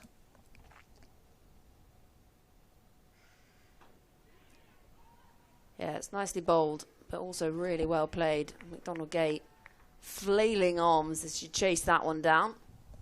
I am blinded by this sun. I actually can't even see anymore. I'm moving. Bye. Just going into the back row. Emily Windsor going to sit in the second row. So McDonald Gate coming round the wicket again to Kesteven. 51 from 40 to her name for the young opener. Goes for the bouncer, straight onto it. And it's going to land safely. And 2 fielders converging, can't cut it off. And that's 4 more to Kesteven, 4 more to Lancashire Thunder. And they are racing along here. Yeah, again, I don't mind that option from Ree McDonald-Cade, testing her into the pitch to see what she has. Because anything full, as we said, she's pushing her hands through it. But again, it's almost like a flat bat. Straight down the ground. She meets it early, very little feet. But punishes it with a 4. This is impressive ball striking from young Kesteven. 10 off this over. McDonald Gay around the wicket again to the left-hander. Slightly better line and length, just that good line, good length, and that's all she needs to do. Dot ball. Yeah, just angling it into to her, cramping her for room. Don't let those hands get free. Yes, those long levers, isn't it? That sun blinding those fielders on the offside of Kesteven. All got their hands covering. Ooh. Looks to work that round the corner, tries to pull it. No timing whatsoever. They do well again to run. She was quite late setting off, was Kesteven. But there's 1 more to the total. So at the end of 12 overs, Lancashire Thunder 99 for 1. 8 overs still to come. And they've got 9 wickets in hand. This has been quite some striking from the women in red. Yeah, I think I've been very impressed with what I've seen so far. I think we've sort of said all day that it looks an absolutely belting wicket to bat on, and just no one's really capitalised. And the groundsman also said at the start of the day that he expected it to get better and better. So we're on for a high-scoring final in the Women's County Cup. Who's going to get the hands on the unknown-looking trophy? Yeah, the elusive trophy. Takes this one on. That's an absolute banger of a shot. Just pierces the gap, bisects the 2 fielders. Have some of that. And that brings up the 100. That's a nice stroke to bring it up with. I feel like Bryony Smith needs to get these long off and long on fielders slightly straighter, or at least one of them, because she is piercing that gap unbelievably accurately and with good power as well. So those fielders out on the boundary have no chance. 60 off 44 balls now. This is seriously impressive innings from young Kesteven. Under pressure in a final. To these youngsters though, what's pressure? Pressure? What pressure? Well, Tilly Courtine-Coleman needs to fight the pressure here. And there's a very muted appeal just from a few optimistic Surrey players. This is when it's so difficult, this light as well. You've got the shadows of the floodlights which are on as well, so you've got a bit of extra of that as well. You can lose the ball. The sun is low, coming over to the left of us over the flats. Not that we're moaning. We've had no sun all day. Gives herself room this time to Smale. But it is difficult if you're fielding directly opposite that sun. I'm interested to see who Bryony Smith turns to next. She's got a lot of variety in the attack. We haven't seen Alice Davidson-Richards yet in this final. You do wonder to whom she can turn after this, because this is Courtine Coleman's fourth. Guess you've got Phoebe Franklin, who can bowl her consistent medium paces, target the stumps, try and get her to hit a different area. Smale again just looks to free herself up, give herself room. Can't quite time it. We've seen some of the striking of Kesteven. She's timing it, she's middling it. Smale just struggling a little bit at the moment to really get going. To an extent, though, she doesn't need to. Better Well, on fair strike. point, yeah. Just into the ground this time from Kesteven. It'll be a dot to finish off the Courtine Coleman over. 8 runs in the end coming from it. 13 gone. Lancashire Thunder 107 for 1. Yeah, impressive spell from Tilly Courtine Coleman. Good to see these youngsters out there showing us how it's done. 107 for 1 though off 13. 7 overs left. They're on for a big score, a Lancashire Thunder. You just wonder, obviously Kesteven has sort of been flying in 5th gear already, but you wonder when they really are going to push up into that supersonic gear. My grandma's car used to have 5 gears and then a sport button, so it just made it go that little bit more. It was terrifying. Your grandma driving it as well. Well, that's just helped on its way straight out to the fielder, though. Well watched out there by Phoebe Franklin. Very good fielder, but that was sort of hit flat at sort of sun level. Yeah, it can be difficult as well, and then just to judge the bounce and the skid from the wet outfield. I'll also be interested to see if Lancashire change up their batting order. Obviously, you've got some Sophie Eccleston to potentially come in and just throw a dart, really try and put pressure onto Surrey. Goes aerial again, Kesteven. Just fielded out there by Alice Davis and Richards long on. But these continual singles, the field continually having to move. It's quite overwhelming, actually, just watching all the movement off the ball, but it's so important in T20 cricket.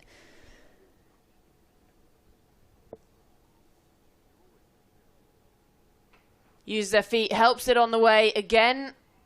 Just out to Phoebe Franklin on the boundary, on the bounce.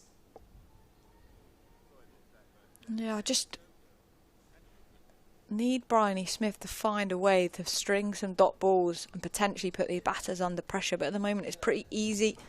They're hitting space, they're finding the boundary rope at regular intervals.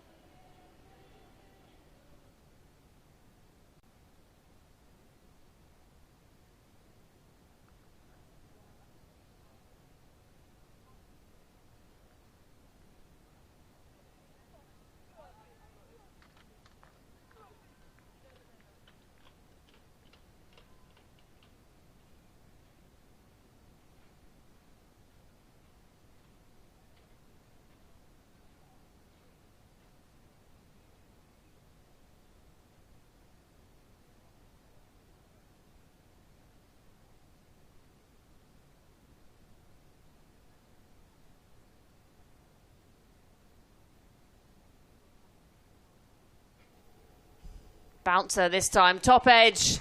And sometimes things just go your way. And for Kesteven, that's exactly how it is. If you swing hard enough, get something on it, use the pace. And ADR down on her knees in frustration. She's not one to hold back emotion, is ADR. You always know exactly how she's feeling. And, well, the youngster's got luck on her side tonight. She's playing a fine innings. And, you know, just... You know when you're on, you just get that luck. You get that nick down to the boundary, everything goes your way. That's a cruel mistress, cricket. That's well bowled. That's really good stuff from Alice Davidson-Richards. Yeah, really, really good change up there from ADR. And again, little bit of a stare. She'll let this youngster know that she's the senior bowler in this situation.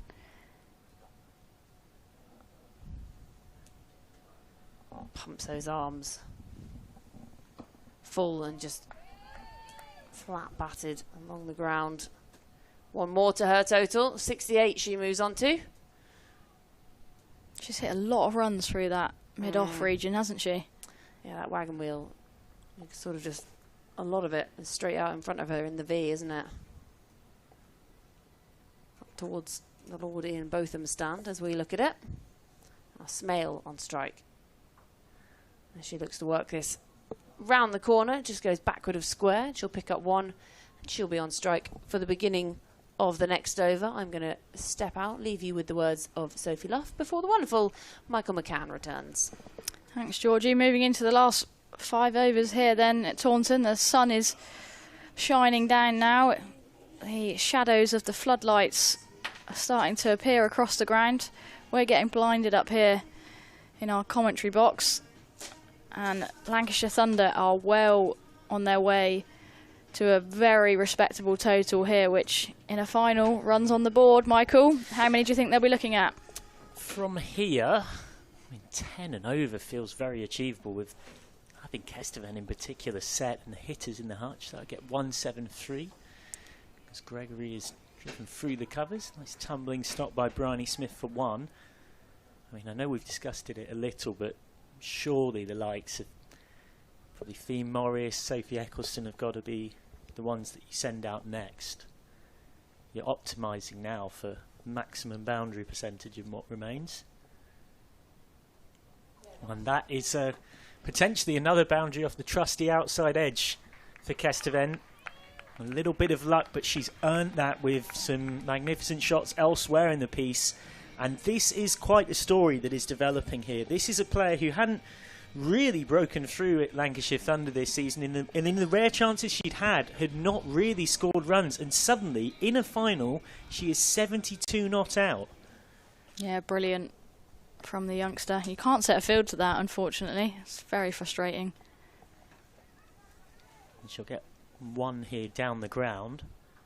She's dominated that wagon wheel, as we've alluded to.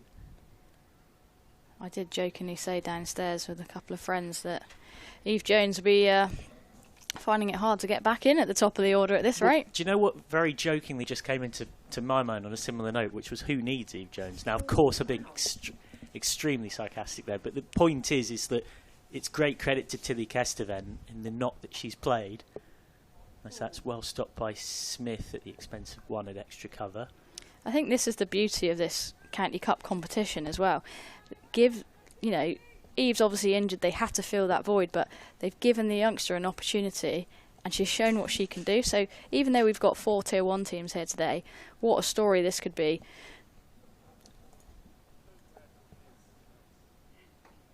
Straight back to the bowler from Kesteven, who, without a doubt, is proving to be the surprise package of finals day. There's pretty much every other high-profile performance in these semi-finals have come from players who've already consistently delivered a lot at this level in the past. Kesteven gets decent contact on that, down to long on, so that over's gone for 8, which, given the portion of the game we're in, Stars won't be too displeased with. 123 for 1. Gregory completes her spell. She's gone wicketless, but has kept Things are reasonably tight. It's gone in and around 7 and over. And Kesteven is still dominating things for Lancashire Thunder. What I've been really impressed with from Kesteven is quite easy to think, oh, you know, we've got batters behind me, you know, I can give it away. She's been really ruthless there. Yes, she's had a couple of streaky edges in the last couple of overs and had a bit of luck, but she hasn't looked to give it away. When it's been there to bunt down the ground, she's taken what's on offer, and then when she's got a ball in her area, she's put it away to the boundary. It's been a very mature innings so far. Killian Moore on for her third, number 17 off 2 so far. Kesteven will get 1 here, once more down the ground. Would also like to clarify, for legal reasons, Lancashire Thunder definitely do need Eve Jones, and she is going to be a huge strength to their batting this season, and historically they've been more of a bowling team. Yeah, she's been a great signing for them. Yeah. Really savvy signing. It's what they needed. They needed someone to shore up the top order for them. Smell goes down the ground. This could be out. It is out. Smell's gone for 19. It's the correct shot to be trying in the circumstances. Simple catch for Alice Davidson-Richards. Killian Moore gets the breakthrough. It's the end of a decent partnership for this second wicket of 44. And Smell, who's very much played second fiddle, has to go for 19.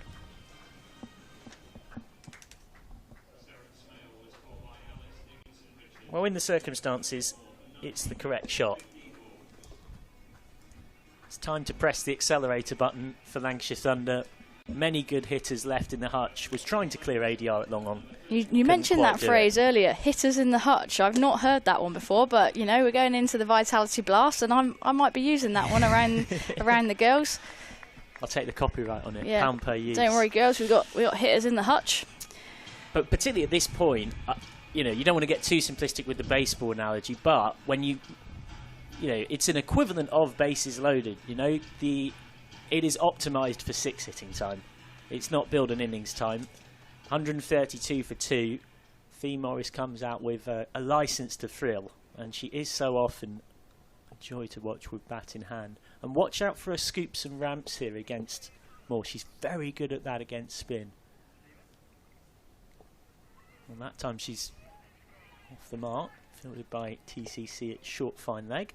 It's definitely the beauty of having someone like Fee Morris in your lineup. Yes, you've still got Eccleston to come who can hit a long ball, but you know, cricket's about smartness as well, and Fee can hit a lot of different areas, hit 360, really play with the field, and that's a strength as well. Kesteven this time has got that in a pocket. They might want 2, they should take 2, and they will comfortably take 2. Really good running there. Fresh legs of Morris, obviously. But that's what you want at this stage. They can afford to take those risks. In the end, home comfortably. 20 balls left. Gone. A brilliant innings from Tilly Kesteven is ended by Killian Moore. He picks up a second wicket in the over. And this is the one of the player that was really starting to hurt Surrey. But it is an innings to remember from the youngster, who has to go for 77 off 60. She puts her hand up on finals day with a knock that nobody will be forgetting anytime soon. And one senses it's a name we'll be hearing a lot more of in the future. The tall left-hander, particularly impressive down the ground, has to finally go. Yeah, what an innings. She's really made a name for herself. Hadn't seen the youngster play and I've been thoroughly impressed, and it was a delight to watch, to be honest, and she could have timed it perfectly. Never a good time for a wicket, but with 3 overs to go, unleashing Sophie Eccleston might just be an absolute blinder. And here comes Sophie Eccleston, as we expected and predicted at this stage of things. Sent up the order. So Eccleston and Morris are going to try and create merry late havoc here for Lancashire Thunder. They're already almost past the best score that we've seen here at finals day, but frankly that was a formality for a while. In fact, they have levelled what Surrey managed in that successful chase against Bears. Last ball of what's been a great over from Moore. And finishes it with a dart, as Eccleston just probing at that one outside off. So great over from Moore, just to try and put the brakes on a little bit for Surrey here. 135 for 3 after 17. Picks up 2 wickets and goes for just 4. 3 overs to go here then. 2 new batters at the crease for Thunder, but in a brilliant position. 2 pretty explosive players as well. Not ones to usually hang around. They're enjoying a laugh and a joke in the middle, as you probably would do with your team well set. Yeah, Thea Morris will fancy a dart at Surrey as well. She was excellent against Surrey earlier on this season. Hit 90 not out off 76 in a very impressive chase for Lancashire at Southport in early May. Beat Surrey by 5 wickets with 12 balls to spare.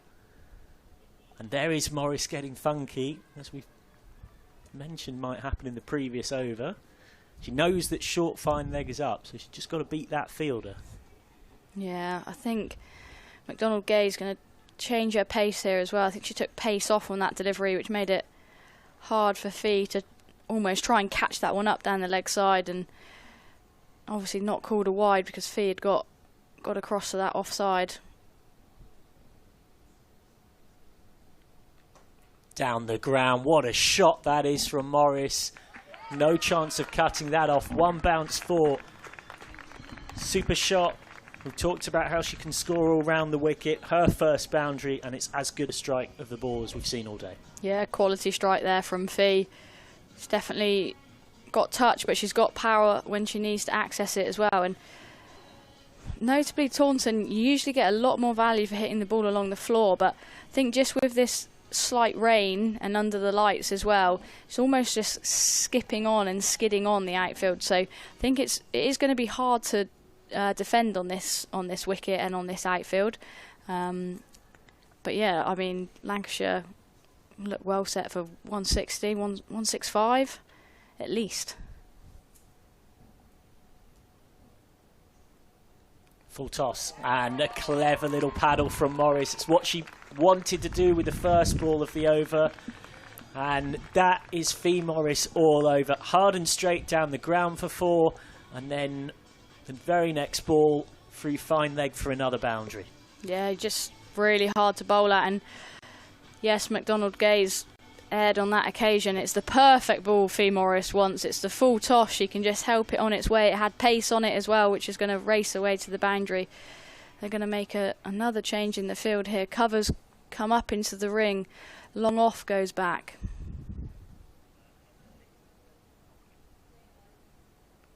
Morris this time has not really got all of that, but it plugging means they might well get 2. Nothing that Schofield can do about it, so a good over for Lancashire Thunder continues to build. Great running by Eccleston as well. She was always coming back for 2 there. Sometimes those miss hits that just get out of the inner ring can help your cause, really. Sometimes you can middle it to the boundary fielder and you just pick up 1. Slow ball from McDonald-Gay. There was a catching chance there in her follow through. They're never easy at the best of times. Gets through for 1. Yeah, particularly, you mentioned that game was sort of the 1s and the 2s, particularly when hitting towards what is currently the leg side boundary with this bowling from the pavilion end. 60 metres leg side, 50 metres offside. So that leg side, you're almost better plinking it. You've got a better chance of getting 2. It's getting that balance between, you know, wanting to strike the ball really hard, but then also taking pace out of the ball to try and manipulate and get 2.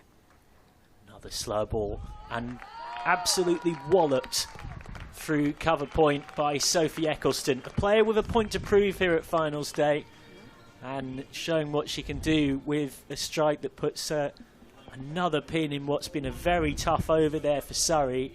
Lancashire Thunder motoring along. It brings up the 150. 150 for 3 exactly, with 2 overs left still.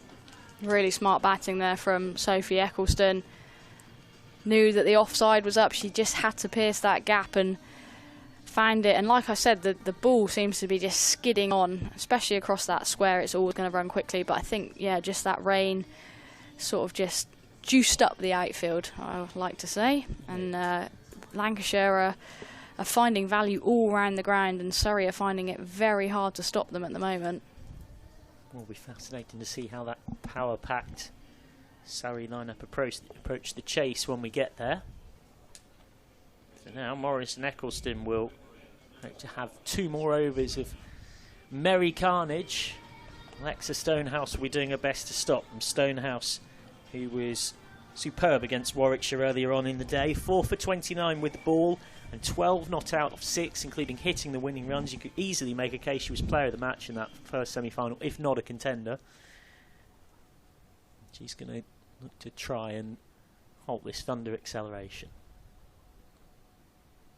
Comes a long way across Morris and has belted that. That's 6 by quite a distance. She's so good at manipulating the field. She knew that was her gap and absolutely whacks it.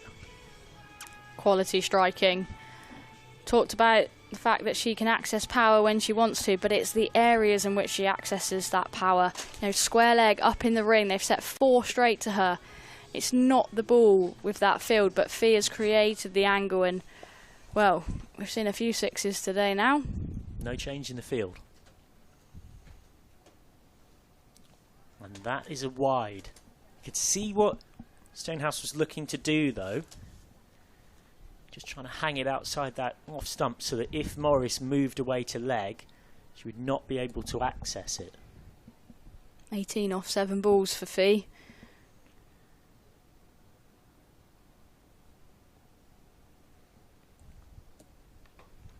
Morris this time gets it over cover. That will take some stopping, but is stopped. Great tag team fielding out there. Those little moments that can make a big difference in a final. Yeah, good work from Emma Jones out there, especially with the offload. Just meant that they could get that throw in, comfortably stop the Lancashire players getting back for 3. Oh, she's gone for the reverse. Doesn't get hold of it.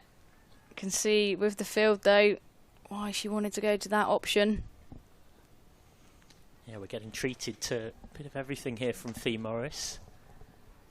And cricket, as much as anything like any sport, is about entertainment and provides plenty of that.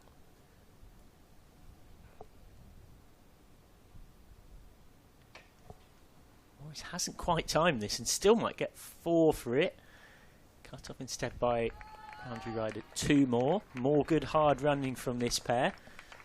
161 for 3 with just 8 balls left. So again, as this acceleration continues, what we look at thinking they can get up to shifts and moves. They're past that 160 now. You wonder whether even 170, maybe even 180 comes into play with a big finish. Steps across. Well, that will be 4 more. Again, like we saw earlier on in the over, creating unorthodox angles. And Morris is absolutely flying here. She's got 24 off 10. It's just too easy for Fee Morris. I think you have to have square leg back on the fence to her, but she's made it so hard to bowl at. She's hit all around the ground, and, well, you can always tell when the bowling team are flustered. The captain's running up to the bowler. She's currently fielding at point. She's completely out of position, and Surrey are under a lot of pressure. Yeah, the moment that ball came off Morris's bat, Bryony Smith started moving towards Stonehouse, who has now come left arm around, which might well end up coming in towards the pads of Morris, who doesn't really get decent contact on that. I think that's a better plan, though. Come round, create the angle, have your 3 out on the leg side, and just try and control one side of the ground. I think when Stonehouse comes over the wicket, almost with 4 straight, you know, there's just too much space for Fee to access too many options, whereas you come round the wicket, you try and close off a couple of options and make it a little bit more difficult for her. And as odd as it sounds to say with Sophie Eccleston at the other end, a single off the last ball isn't the worst thing for Thunder, because Fee Morris keeps the strike and she is absolutely ticking here. 168 for 3 then, with just 1 over left. It is by a distance the most composed and impressive and consistent batting performance that we've seen from the team here on finals day, and it is giving Thunder every chance of their first piece of major silverware in quite a period of time across English cricket's various theories. It is worth saying Lancashire were County Championship winners in 2017. There's more. Right arm around. Morris steps across and has played it straight to short third. Morris's merry dance is over. It's been a joy to watch, but it's ended there. 27 off 13. She scored at more than 2 a ball. She's provided exactly what Lancashire Thunder needed at this moment of the game. She goes to the first ball of the final over, 168 for 4. Yeah, absolute blinder played by Fee Morris there. Brilliant innings, all the momentum with Lancashire at the moment. And poor Ellie Threlkeld, she's getting bumped down the order for all her hard work in the semi-final, getting them into the final. She's been overtaken by Eccleston, overtaken by Cross, but I think she's doing the right thing by her team. We know that Kate Cross can hit a long ball as well. Yeah, it makes sense given the context. Kate Cross out there with her England teammate Sophie Eccleston. What a privilege it is for Lancashire Thunder to have both of them available for finals day. Cross instantly down the track. They're going to have to run 2 here. They will get 2, despite the best efforts of Franklin. So 170 with 4 balls left. Kate Cross very much that kind of standard bearer of a player that spans generations. It's inspired a whole legion of young fast bowlers. Quicker and flatter from Moore. Well, they want to, but it's straight to Schofield at long on, so they won't take it. Yeah, as much as it's nice to see the youngsters like Kesteven, you know, people that are over 30 are still quality players as well, aren't they? So yeah, I mean, that's the beauty of the game, where the game's at the moment. You've got so much experience in dressing rooms and all these youngsters coming into the game. Smashed away. This will take some catching out in the deep, and it's held safely pouched. So Eccleston is gone for 4, and with just 2 balls left, Thunder at 169 for 5. An honourable way to go. It was what the situation required, the long handle, but that time from Sophie Eccleston, hitting to the long boundary as well. Didn't quite have enough to clear the sweeper. Yeah, good little finish this from Moore, picking up a couple of wickets, just stemming that run flow towards the back of the Thunder innings. Yeah, they might creep over that 170 mark now, but just trying to wrestle back a little bit of momentum so that when they go out with the bat, they're feeling really confident in this run chase. Yeah, she's having a great finals day, Killia Moore. A crucial 35 as part of that stand with Rhiannon McDonald-Gay that brought back that run chase against Bears that was falling away from Surrey at 62 for 6 in the semi-final. And here she's got 4 for 24 with 2 balls left of her spell. It's her and Courtine Coleman that have been crucial with the ball because everybody else has gone wicketless and largely it's been a bit on the expensive side. TCC with 1 for 22 and Moore here closing things out well. Elsa Lister, the Scottish international and powerful hitter, is out there and might well be run out. She is run out, trying to come back for a second. Again, Thunder losing another wicket, just trying to grab whatever they can. So Lister is run out from 1 ball faced, 4-1. Smart work in the deep. Yeah, they were always going to come back for 2 there, but Lister just hesitated at the non-striker's end. And well, we are finally going to see Ellie Threlkeld. She's got 1 ball to face in this final, and then she'll be off and swapping the pads for a different set. Yeah, she'll certainly be feeling in good nick as she walks out. 34 off 34, including hitting the winning runs against Blaze in a low-scoring semi-final. And the winning runs of that moment will be particularly seared into Lancashire cricket folklore if they can get over the line in this final as well. I mean, they're going down to have a chat. You would imagine it's as much as we're going to keep running until they take the bails off. Yeah, there's a lot of space on that leg side. I think Lancashire had the right idea in terms of getting the ball into that space and running as hard as they can. Great credit to Phoebe Franklin, whose smart work brought the run out. Shatley taking the bails off. Final ball, whipped away. We've got to come back for 2. Emma Jones firing it in. They go back for a comfortable second, no real prospect of a third, so off trots Frelkel to swap the batting pads for the keeping pads. 2 not out off 1 ball for her, and 3 not out for Cross. Lancashire Thunder posting 172 for 6. It's fair to say at the halfway stage they would be the happier, particularly given that they were put into bat, Sophie. Absolutely, runs on the board in the final as well. The batters have done a superb job for Thunder.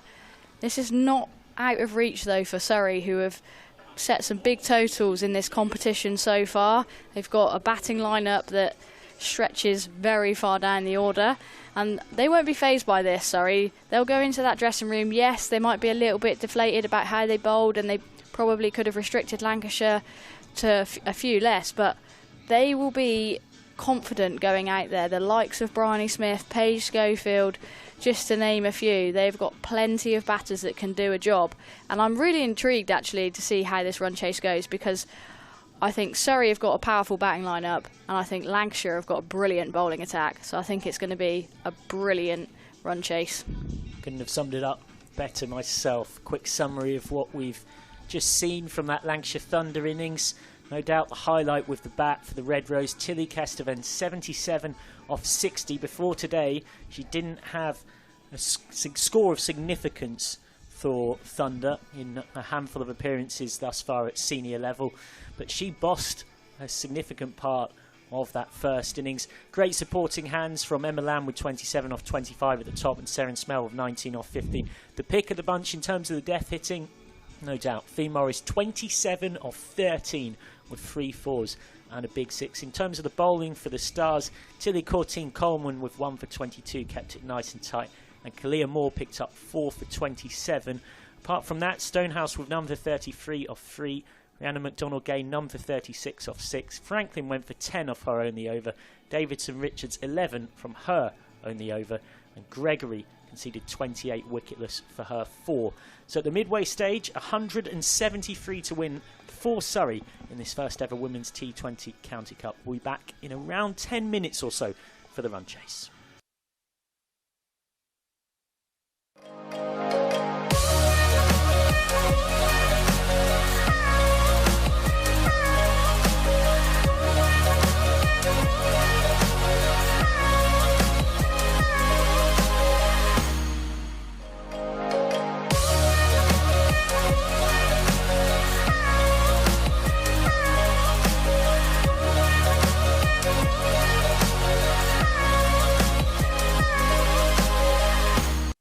The spirit of cricket is a really precious thing. The spirit of cricket. Does the spirit of cricket exist? It's about the spirit of the game. The spirit of cricket is a bit of a cliche, but actually it's important to what makes the game.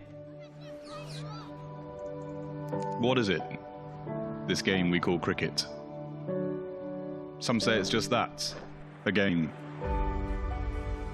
A way to pass the time. Made up of overs and innings, wickets and runs that can last 5 days. Or a mere afternoon. But it's more than that, isn't it? It's more than the stumps and the wickets, the bat and the ball. More than winning and losing. What makes cricket cricket?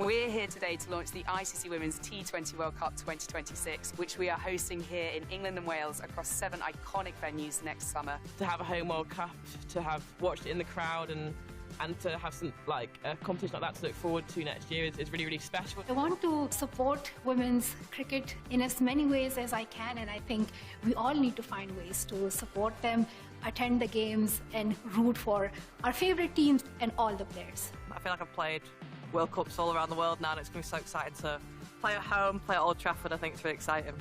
The energy today at this event was amazing. Sitting next to Malala, sitting across from Ellie.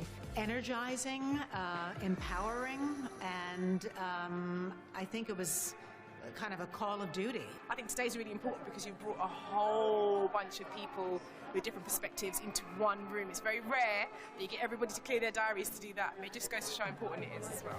It'll pass quicker than you can ever imagine. Even the build-up to it, I think the build-up is almost just as special as the tournament itself. You can kind of feel like something is changing. You immediately feel like you're part of it and you're part of a movement. What it means for us to host a World Cup, and I look back as a huge sports fan and think of the Euros for the women and what that did for women's sport, for football. We've now got a chance to go beyond what football did, and for it to become that seminal moment for cricket, for sport in this country. But every time there is a victory, it is a ripple effect. It affects women's salaries and what they get because of their skill set, their dynamic personalities, and the audience that they grow. Everybody wins. I think that it's just a really great opportunity to be able to build now on everything that we've spoken about today, so that next year is just the most amazing summer and it's a brilliant event. We need your support, we love your support, and hopefully you can roar us on to many victories. It's the year that women's cricket breaks into the mainstream and stays there.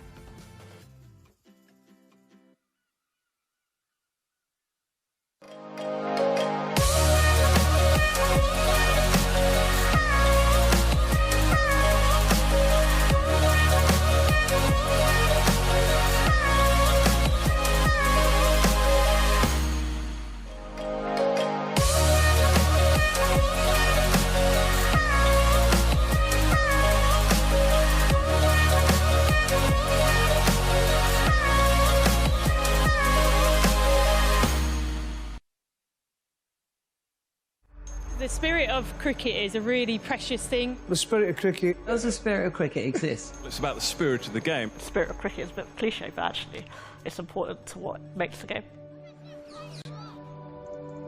What is it? This game we call cricket. Some say it's just that, a game.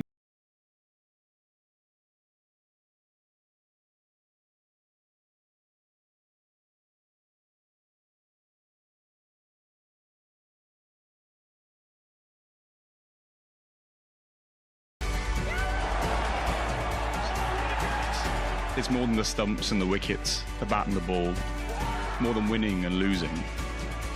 What makes cricket cricket?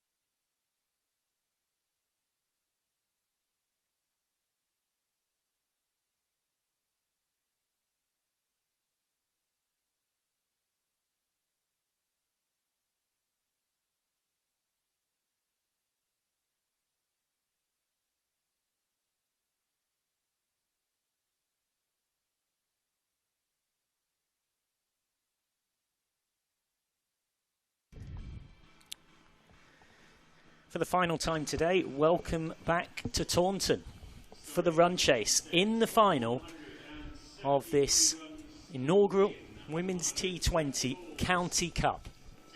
And Surrey, who last season saw pretty much every player in this squad be part of the Stars side that lost in the Charlotte Edwards Cup T20 final against Blaze, and then in the 50 over Rachel Hayhoe Flint Trophy final against Sunrisers, will look to finally get their hands on some silverware for the first time since a fair few players in that group were part of the side that won the Charlotte Edwards Cup way back in 2021. Meanwhile, for Lancashire Thunder, they're at just their second ever finals date across the last decade or so.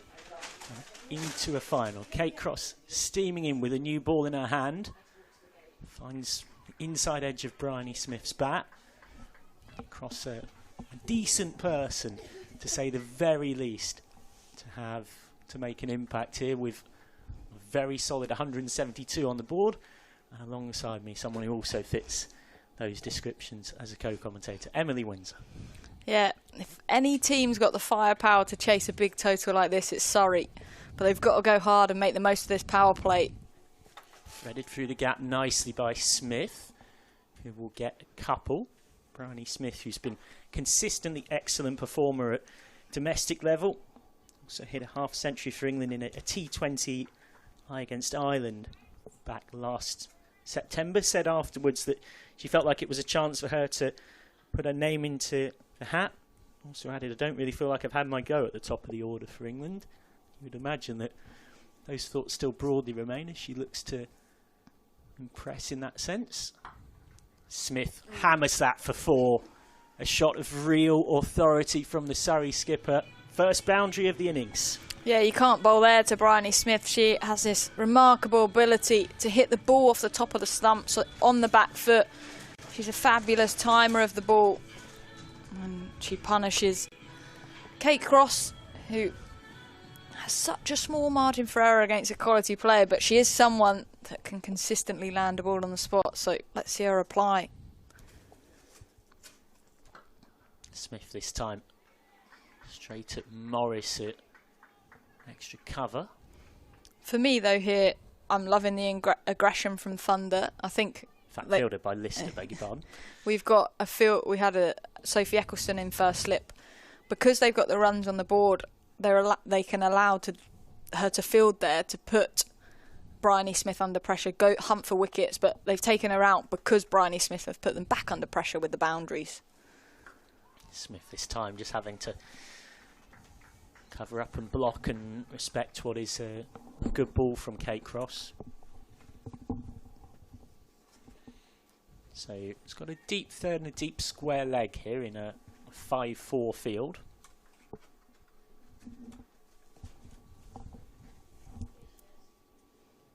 Consistency from Cross. Can it be rewarded? Smith just works this away for 1. Kate Cross, who took 1 for 10 off 4 at Leicestershire on Friday, and 1 for 16 off 3 against Blaze. And to be honest, as good as 1 for 16 off 3 sounds, because that's the end of the first over 7 without loss, that spell was actually better than those figures showed. Yeah, it was. She beat the bat of Georgie Boyce many a times. She worked really hard to basically build some pressure, and she didn't necessarily get rewarded with the wickets, but at the other end they did. So that's proper partnership bowling. Yeah, she's a skillful bowler, and I just think this Thunder attack for me is so impressive. You've got Tara Norris, the left armer, who's going to open the bowling from the other end, but we saw Grace Potts with a phenomenal spell as well in that semi-final. From a Thunder point of view, they want her to repeat that, that's for sure. And we haven't even mentioned the spin of Sophie Eccleston yet. And I was just about to say as well, the very reliable offies of Fee Morris, which we didn't even see in that semi-final. It's almost unheard of for her to play for Thunder in a game, be fully fit and not bowl. Here's Norris. That's a very nice start from Tara Norris. Just has Smith forward back to the bowler. Yeah, I think Tara Norris is used by Ellie Threckald with the new ball because she has that ability to swing it back into the right hander. I feel like Bryony Smith, if it's over pitch, is going to aim it straight back to us in this commentary box. Smith is whipping away. That sounded very good off the bat, but she's done what unfortunately a fair few have done today on finals day. She's absolutely perfectly picked out the sweeper on the long boundary, which means she only gets one. Brings on to strike Kira Chatley, who has had quite the story. Recovered from a stress fracture in her foot, came back and on her 50th appearance for Stars, captained them in a semi-final last season to success. Contributed with a lot of runs at the back end of last season and then hit 95 not out in this competition against Hampshire of 47, her highest professional score. So we'll be feeling in decent nick. Gets a full toss from Norris, but gets no reward for it. Made 12 off 11 in the first semi-final. Yes. Chatley feels like a big wicket, and these two are so destructive from a Surrey point of view. If they can build a partnership, they're going to be chipping away at this total very quickly. They're not two that will hang around and not score many runs. To be honest, there's not many in this batting lineup that will do that. As if to prove the point, absolutely kaplunked down the ground for 4. Well, I mentioned what great nick Kira Chatley's been in, and she demonstrates it there. Just her second ball faced, and she's hit it for 4. Yeah, beautifully striked by Kira Chatley, slightly over pitched and hammered back down the ground. It's actually an area we've seen targeted beautifully so far in this game.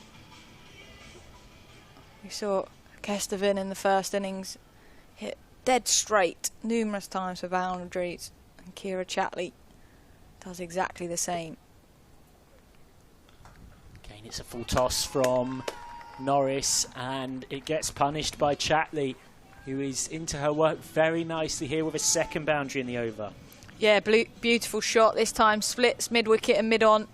Neither of them had a chance of stopping that, purely because she struck it so well. Kira Chatley switched on with the bat in hand at the moment. She's on 8 off 3 deliveries. And so that's going to bring conversation between Tara Norris and the experience of Kate Cross at mid-on. Having Ellie Threckald behind the stumps as captain can be challenging to have conversations at times, but to have that experience next to you. Quickly run single, direct hit would have been gone. And instead it needs a bit of backing up way down at deep fine leg, but no buzzers to speak of. So end of the over, it's gone for 10. 17 without loss after 2, and Surrey on the required rate pretty much, thanks to 10 coming from it. Yeah, good striking and good rotation of the strike. I think when you're chasing a big total like 172, you've got to take those risks. And for Kira Chatley, thankfully, paid off. She keeps the strike.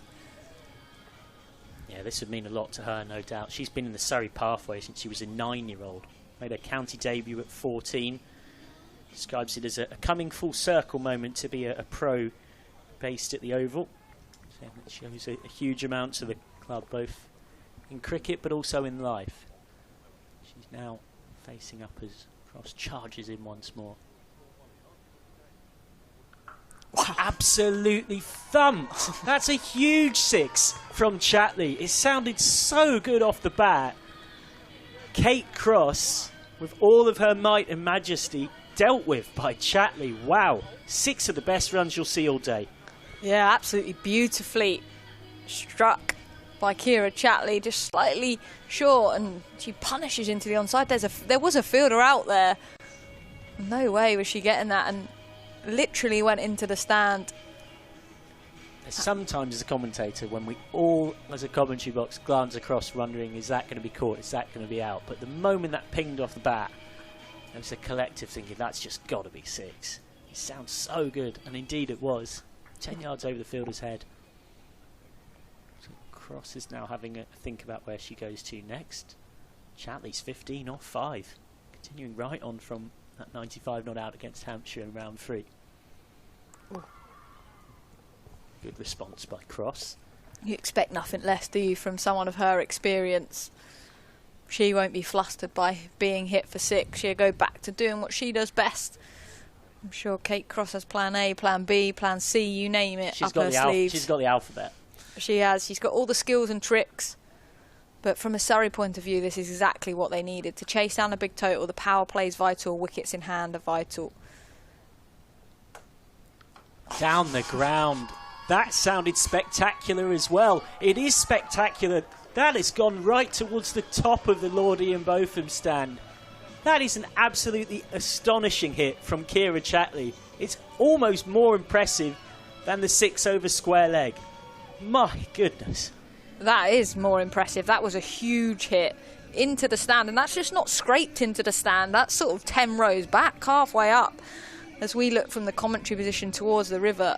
And that Lord Ian Botham stand, if Kate Crossover pitches, is going to get balls flying in left, right and centre, the way Kira Chatley's hitting them at the moment.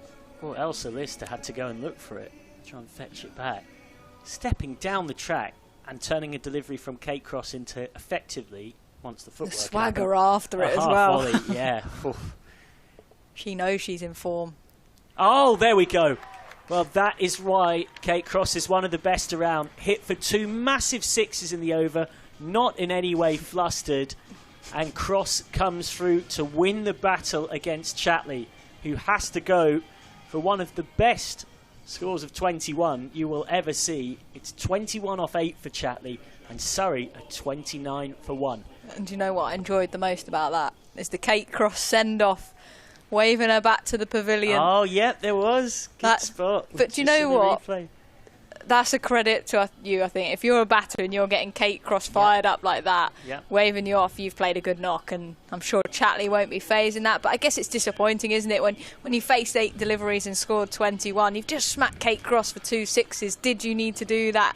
Did you need to go again? But then what's for us to say? If she did go again, we'd be here giving her the best praise. I was just about to say, I mean, if she didn't go again, we wouldn't have had the joy of the second straight 6. But what is certain is...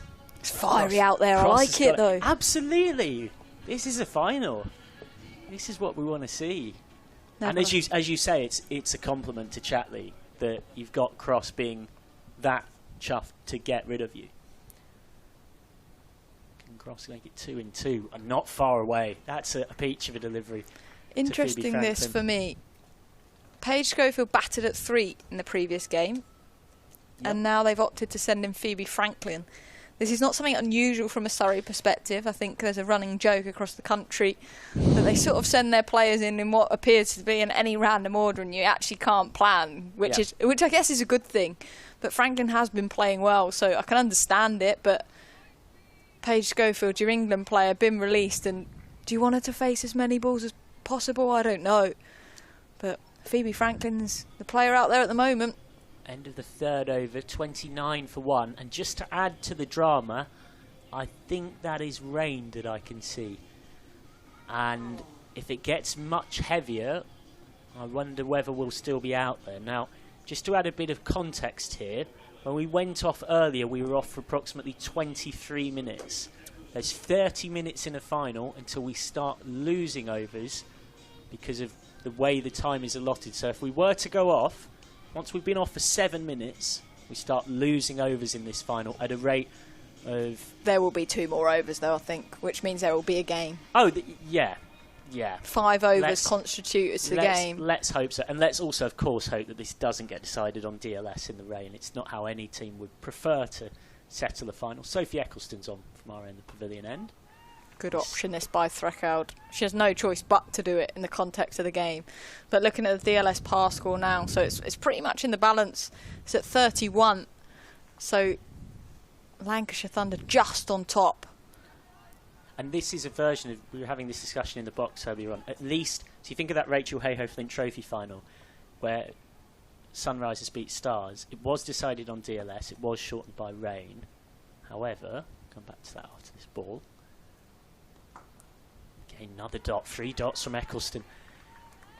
At least it wasn't a tight DLS. No one who was there on that day could doubt that for the cricket that was played, Sunrisers were comfortably the better side and were comfortably ahead in the game as a result. So that's down the ground for 1 from Smith. I think what it's fair to say we'd all prefer not to see is a game where we get past the 5-over mark and we're decided by a DLS figure that's in single figures, that's a tiny amount, that's within the arm wrestle of what, you know, it's a proper nip and tuck contest at that moment, and then the rain sees us through. That would be a great shame. Would be, but the rain seems to have disappeared, doesn't it? And I look to our left, the clouds look high, they don't look threatening. Meanwhile, while we were understandably discussing the potential ramifications of that, Sophie Eccleston has slipped through one of these classic spinners overs that's done in the blink of an eye. She's hurrying through these dots. There's another of them, and that is the over. It's gone for just 1. It's the kind of over that can quickly change the complexion of a final. 30 for 1 off 4. Yeah, and this is going to be an art for Ellie Threakow, the Lancashire Thunder captain, is when she uses Eccleston's overs. She's obviously the threat for them. She brings control, she brings skill. Often, actually, she doesn't pick up wickets because people play her slightly differently. They know she's the threat. But when you're chasing a big total, Surrey can't afford to have 4 overs for not very many. So it'll be an art for Thunder when they use her and utilise her. But it will also be an art for Surrey about when to take her on, which bowlers to take on, because here we go, another bowler who bowled superbly in that semi-final, Grace Potts, coming into the attack from that river end. Yeah, Potts played for Sparks last season. I know Lancashire were delighted to get her. Short and helped round the corner by Smith. She loves that pull shot and she's found it to good effect there. It almost went for 6. Welcome to the game, Grace Potts, says Bryony Smith. Yeah, again, just that top of the stump's length. Bryony Smith is so good at pulling off, and she can hit in front of square as well because she meets it. And she's timing it nicely as well. And I'll tell you what, we talked about it being a belting pitch all day, and we didn't necessarily get the reward for it. But right now, it looks like a good time to bat. That is for sure. It's got better and better as the day's gone on. Under lights here at Taunton, the Women's County Cup final. And we're on for a thriller. Smash down the ground from Smith, who gets back-to-back boundaries, and Potts is under massive pressure now. Yeah, again, slightly over-pitched. And Bryony Smith's made her do that by pulling off the top of the stumps. You have to bowl full at her, and then hands go. 4 more runs over the top. 38 for 1, Surrey. They're going at 8.77, sorry, and the required run rate is 8.62. So they're up with it, and they've only lost 1 wicket so far. Smith pulls that away for 4 as well. Talk about ebbing and flowing. That previous over from Eccleston went for 1, but this over is getting very expensive very, very quickly. Another boundary for Bryony Smith. Yeah, beautiful shot from Bryony Smith. Again, line this time. The issue for Grace Potts. And a player of her class, the Surrey captain, is not going to allow you to get away with that. Back-to-back 4s, 3 in a row for Bryony Smith. She's on to 21 off 15. But Surrey needs someone to go on. Grab this game with both hands. Don't just get a quick-fire 20. Get that Kest of an innings. Well, Smith has got that away. That is going to be 4 more as well. Tumbling effort out on the rope is in vain from Seren Smale, and Bryony Smith has 4 consecutive boundaries in this over off Potts. Yeah, I'm just looking out there and looking at the body language of Lancashire Thunder. Bryony Smith has really taken to them, and someone in this Lancashire Thunder team needs to grab this game with both hands, and that doesn't mean you have to take a spectacular catch or run out. Just bring a bit of calmness. Find a way. A couple of wickets and Thunder are going to be right back into it. But at the moment, Bryony Smith's not allowing that. She's finding the boundary at regular intervals. 4 in 4 balls. 4 4s in 4 balls. All the 4s. With 4 in her back as well. Yeah, exactly. Smith is this time out. Bryony Smith is gone, not entirely dissimilarly to Chatley, having gone on a run of boundaries, ends up getting out shortly afterwards. Potts, having gone for 4 consecutive 4s, does get the Surrey captain for 25, and the pendulum swings again. Yeah, I think from a Surrey perspective, it's a shame, isn't it? But Bryony Smith's been playing one way, and again, had she got hold of that, then it would be a different story. But a useful knock again. These Surrey batters are scoring quickly, but they do need someone to bat through. It looks an absolutely belting pitch in the sense that you can put your hands through it if you bat properly. And here's Paige Schofield, the one to come to the middle and do that for Surrey. Released from England to come and play in this game. She's got the opportunity to show what she can do. We know what she can do. She's a fabulous striker of the ball. A great cricketer, great human as well. So from that perspective, will she have some good karma come back to her after not running out Kestervin when she slipped over? Good point. Could this be the moment? Could that be the game-changing moment? Does one believe in cricket and karma? A whole other philosophical conversation. Potts to finish this eventful over to Schofield, and that is the end of the over. So 46 for 2 after 5 then, in what's been a nip and tuck contest so far. So interestingly, they're 10 runs ahead of where Thunder were at this stage, having lost 2 more wickets. I need to ask what you were doing. There is paper going everywhere. And I just...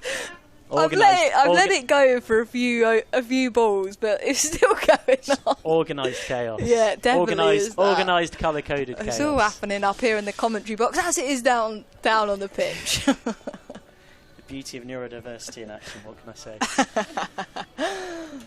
Tara Norris here into Phoebe Franklin. Emily Windsor enjoying the carnage.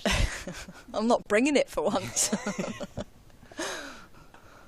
Norris full, nicely driven but straight at extra cover. 2 batters on naught here for Surrey. We're used to seeing you out there hitting the winning runs on a finals day. Be nice to be out there at some point this summer for me. Don't know what cricket is at the moment. Bat's got a few cobwebs, but we'll get there. Plenty of cricket to come, I've got no doubt. Here's Norris. Oh, beautifully bowled by Tara Norris. And this is properly one of those games, not just with the significance of the game, it is a final, of course, but in the nature of the contest we've seen, the pendulum really has swung repeatedly. It's been a proper arm wrestle of a final. And there's no real reason to think why across this next hour or so that's not going to change. To be honest, it's been a quality days of cricket in that sense. Both semi-finals were brilliant, topsy-turvy. That's away for one more. And I think it's credit to where the women's game is. You just don't quite know who's going to take the game. There's players in both teams that could equally do brilliant things, but Thunder, after Surrey got off to a bit of a flyer, Schofield and Franklin both on naught, new to the crease. They've got an opportunity to put a bit of pressure on these new batters. Norris once more. Putting together a good tight over here. 1 run off 4. Yeah, Schofield, though, won't be too phased at this stage, because you know she's the type of player that, when she gets going, can catch up. A phenomenal ball striker. Can hit all round the ground in the 100. You're still going. Sorry, I can't. I'm losing it. It's been a long day. Pulled convincingly by Smith in the way that we've talked about before. She can pull balls that don't even seem that short. Great work out there from Fee Morris, and they scamper back for 2. Good cricket all round. Yeah, great running, good speed between the wickets, these two, but also Fee Morris doing a phenomenal diving stop out in the deep, but that did look like it hurt. She took quite a hefty fall to stop that, but that's the commitment that this Lancashire Thunder team need. Fantastic fielder is Fee Morris. Don't take her on her arm. Gets funky and ends up getting it off. I think it was the side of the bat from Schofield. just examining the equipment at the end of what was a fantastic over from Tara Norris. It concedes just 3, and it means that at the end of the power play, Surrey are 49 for 2. They have a run extra to what Thunder had at this stage, but of course also crucially, Surrey have lost those 2 wickets of Chatley, and then latterly in trying to keep accelerating and just struggling to keep that run of boundaries going, Bryony Smith. Yeah, but I don't look and I'm not too phased, I guess, from the Surrey point of view, because to be honest, they're there or thereabouts with the run rate, but the key is they've got to stay up with it, because it can quickly change if you lose a few wickets or Lancashire build some dot ball pressure. When that starts to climb into the 9s and 10s, then teams are under pressure. Sophie Morris into the attack. The left arm spinner. He's had a brilliant Metro Bank One-Day Cup for Thunder. She's been thrown the ball by her captain Ellie Threckhout. Freefield is out on the leg side for Paige Schofield in a deep cover.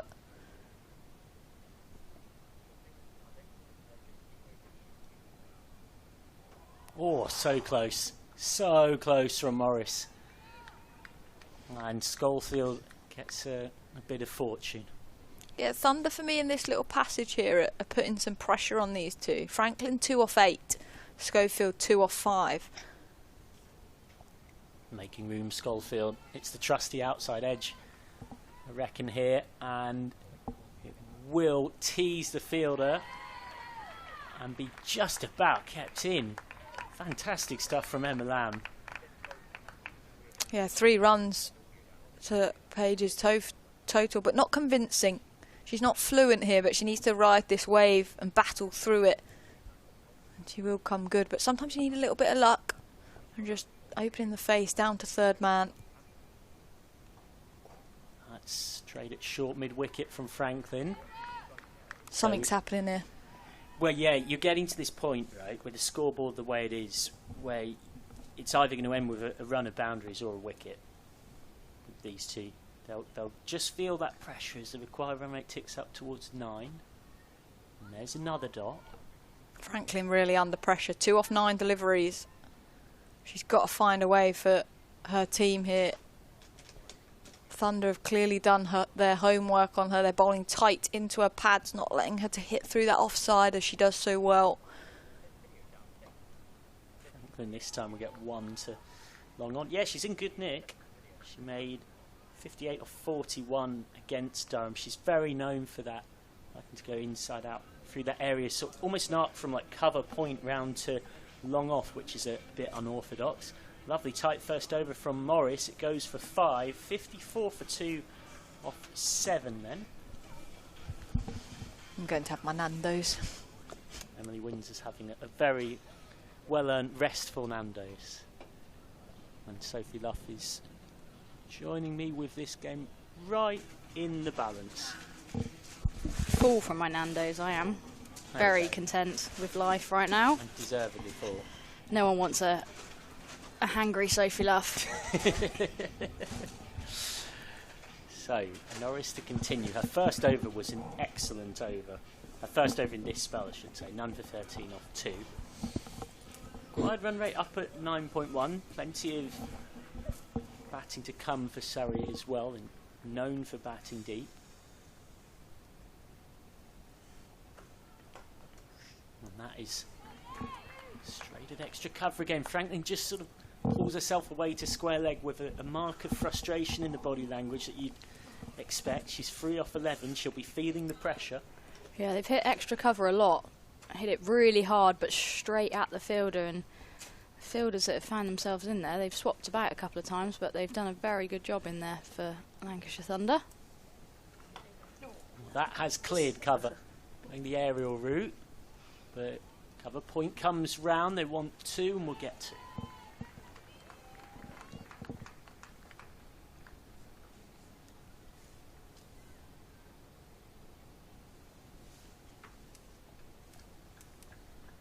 Norris changing the field, bringing fine leg up and pushing mid on back.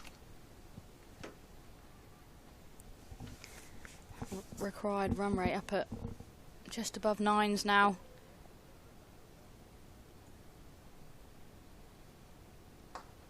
Straight back to Norris. He might have got an accidental run out, but I think Schofield had remained resolutely in her crease and keeps her wicket as a result. Yeah, Smartley hadn't left the crease by all accounts, and that was nearly Julia Jarvis on the floor again with that ricochet. Bit of fortune for Schofield, although fortune through staying in her crease. That's fortune she earned. Full toss, and Norris will be pretty pleased to have got away with that delivery for just 1. So quietish over shaping up here again for Surrey, unless you can find something now. 3 or 4 balls. Just turning the screw a little bit here, Thunder, when you think that it was 46 for 2 off 5, so there's been 10 runs scored off the last 15 balls faced. That won't provide a boundary either. Yeah, the Surrey batters will probably be getting frustrated that they can't find the boundary at the moment, but we've had a couple of big overs already in this run chase, and I think it will only take a couple more big overs in the next 6 to 8 overs that could really change the momentum.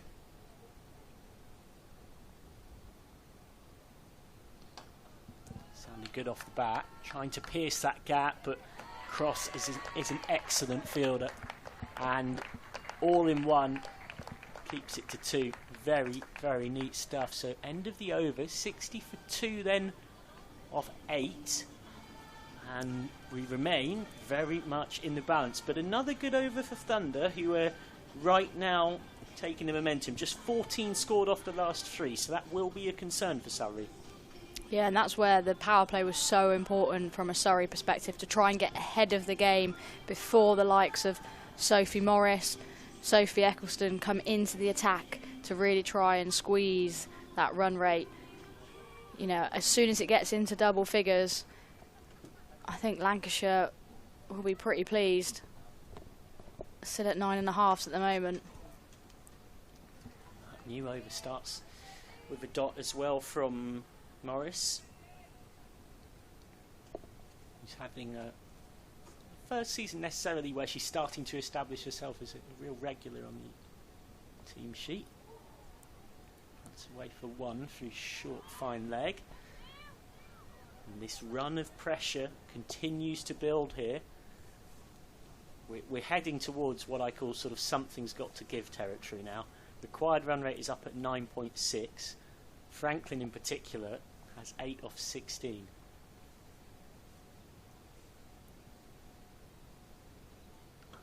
Sliced. Well, I beg your pardon, I take that back. I need an eye test. That's 6. That is a huge 6 from Phoebe Franklin.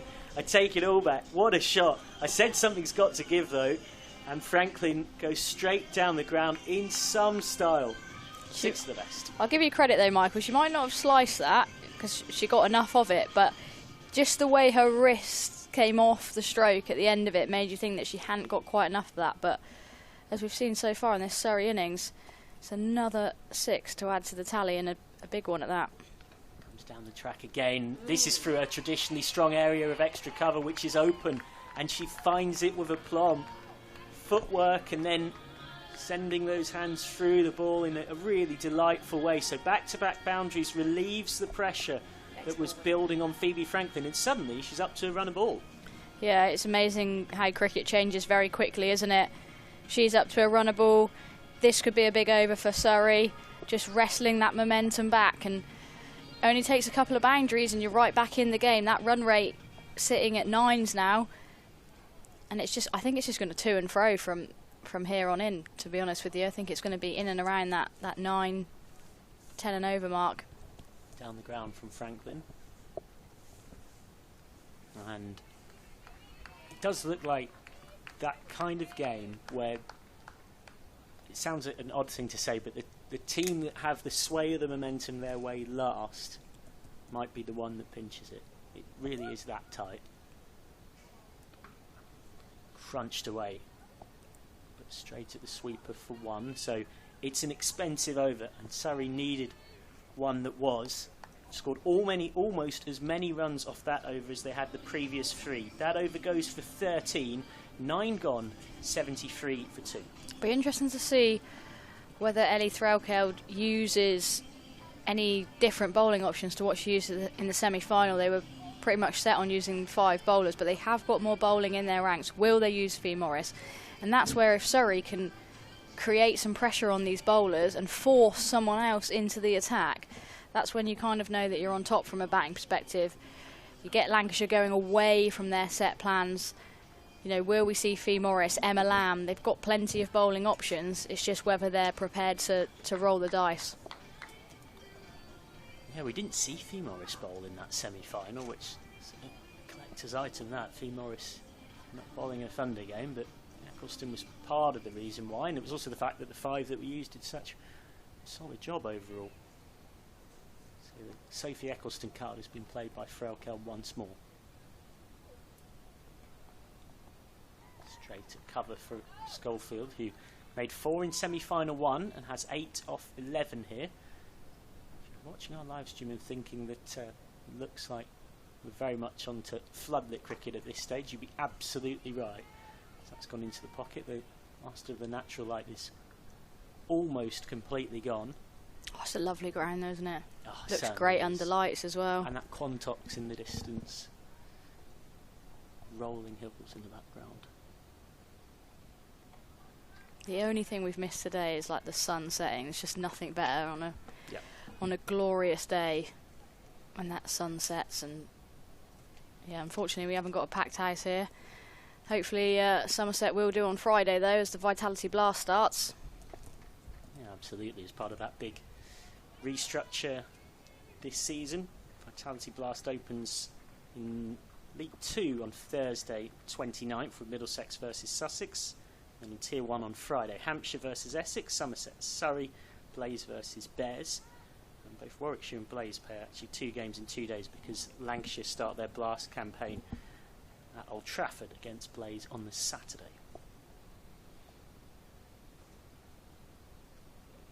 Sliced, should be out, is out. Schofield gone for just 9. Back from England into the Surrey side today, but once again, much like the semi-final, can't make the mark on the game she would have wanted. And Sophie Eccleston, one of, if not the world's best spinner in women's cricket, gets a big scalp, 75 for 3. Yeah, build up a pressure there on Schofield. Couldn't find the boundary, just trying to work that ball into the leg side, the vacant leg side area with just 3 fielders patrolling the boundary there. Gets a leading edge and is well held in the offside ring. So his deep batting lineup will be tested once more. Always going to have to go some to chase 173 in a final. And it is Emma Jones who joins Phoebe Franklin. Jones, who still riding high off that 88 off 49 against Durham in the quarter-final just a few days ago, a maiden Surrey 50. I remember watching a 6 that she hit for Stars against Sunrisers last year at the Oval that went a good 10 rows back through wide mid-on. She's a very powerful ball striker and someone who's one of the survivors from the Stars side that won the Charlotte Edwards Cup way back in 2021. One of the survivors? Not survivor, I don't mean it, you know, as in it's a few years ago, right? Yeah, true. It's part of the core of that group that is sort of still around. And she's not very old, is she? No, she's not at all. She had quite an injury hit 2022 and 2023, and then last season almost, I'm not sure if you can have a re-breakthrough season, but she had a campaign where it was less injury hit. She was able to once again show her qualities, particularly in the T20 format. And she's her inclination anyway is to be very aggressive, so this situation suits her perfectly. Leading 9.6 and over. What's she going to do with this one ball from Eccleston? Does she have a look? Oh, she's gone! 2 in 2 for Sophie Eccleston. A golden duck for Emma Jones. Lancashire Thunder are up and about. 75 for 4 at the halfway point, and they will hope that one of their great game changers and one of their own in Sophie Eccleston is spinning this final their way. Yeah, quality from Sophie Eccleston. She's bowled the 2 overs, 2 wickets to her name. She's going to be on a hat-trick in the next over that she bowls, and unfortunately for Emma Jones, as much as you bigged her up, Michael, Eccleston too good on that occasion, giving herself too much room. We actually saw her drag one on in the semi-final in similar fashion, where she just got too open, and, well, leaving your stumps open for Sophie Eccleston is asking for trouble. There's no shame in getting out to Sophie Eccleston, though. Many hundreds have done, and you sense many more hundreds will do as well. A few more words from Sophie Luff, and then to guide you capably through the rest of this final as your lead commentator, it will be Georgia Eve. Yeah, so the halfway mark here, Surrey 75 for 4, with a lot of work to do here. Those couple of wickets have really halted Surrey's momentum. A lot on Franklin, who's well set on 20, albeit at a run a ball. They still need just under 100 runs here. Well, Potts has been expensive at times. And this one is just looped into the leg side by Franklin. She's going to be key to this. Now, the thing is, they're just losing wickets at regular intervals. It looks like they're just getting themselves back into the game here, Surrey. And then another wicket goes down. We've had it regularly, haven't we? Boundary, boundary, wicket. Boundary, boundary, wicket. That's what Lancashire did so well. Kesteven set that platform at the top of the order, almost batted all the way through, laid that platform for the likes of Fee Morris to come in and launch from. Surrey losing regular wickets will find it hard to do that. Yeah, and they're just not timing it that well when they're not hitting those. So it's either boundary, boundary, wicket or sort of a sketchy one. And you can feel that Lancashire are really up and about here. They're very on top in this game. 96 now needed off 58. And obviously it's T20 cricket. Anything can happen. You can have a few big overs, yes, but that is quite an ask at the moment. And the field placement is fantastic as well. Yeah, they've been good in the field so far, Lancashire. Emma Lamb there at backward point doing a great job, but we've had Kate Cross, Fee Morris doing some exceptional work on the boundary. And that's what you need. You need everyone to be standing up in a final.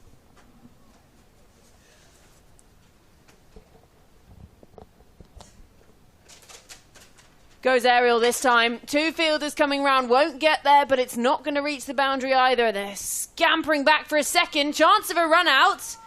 And I think she's done well to ground her bat and get herself home. But really good work out in the deep.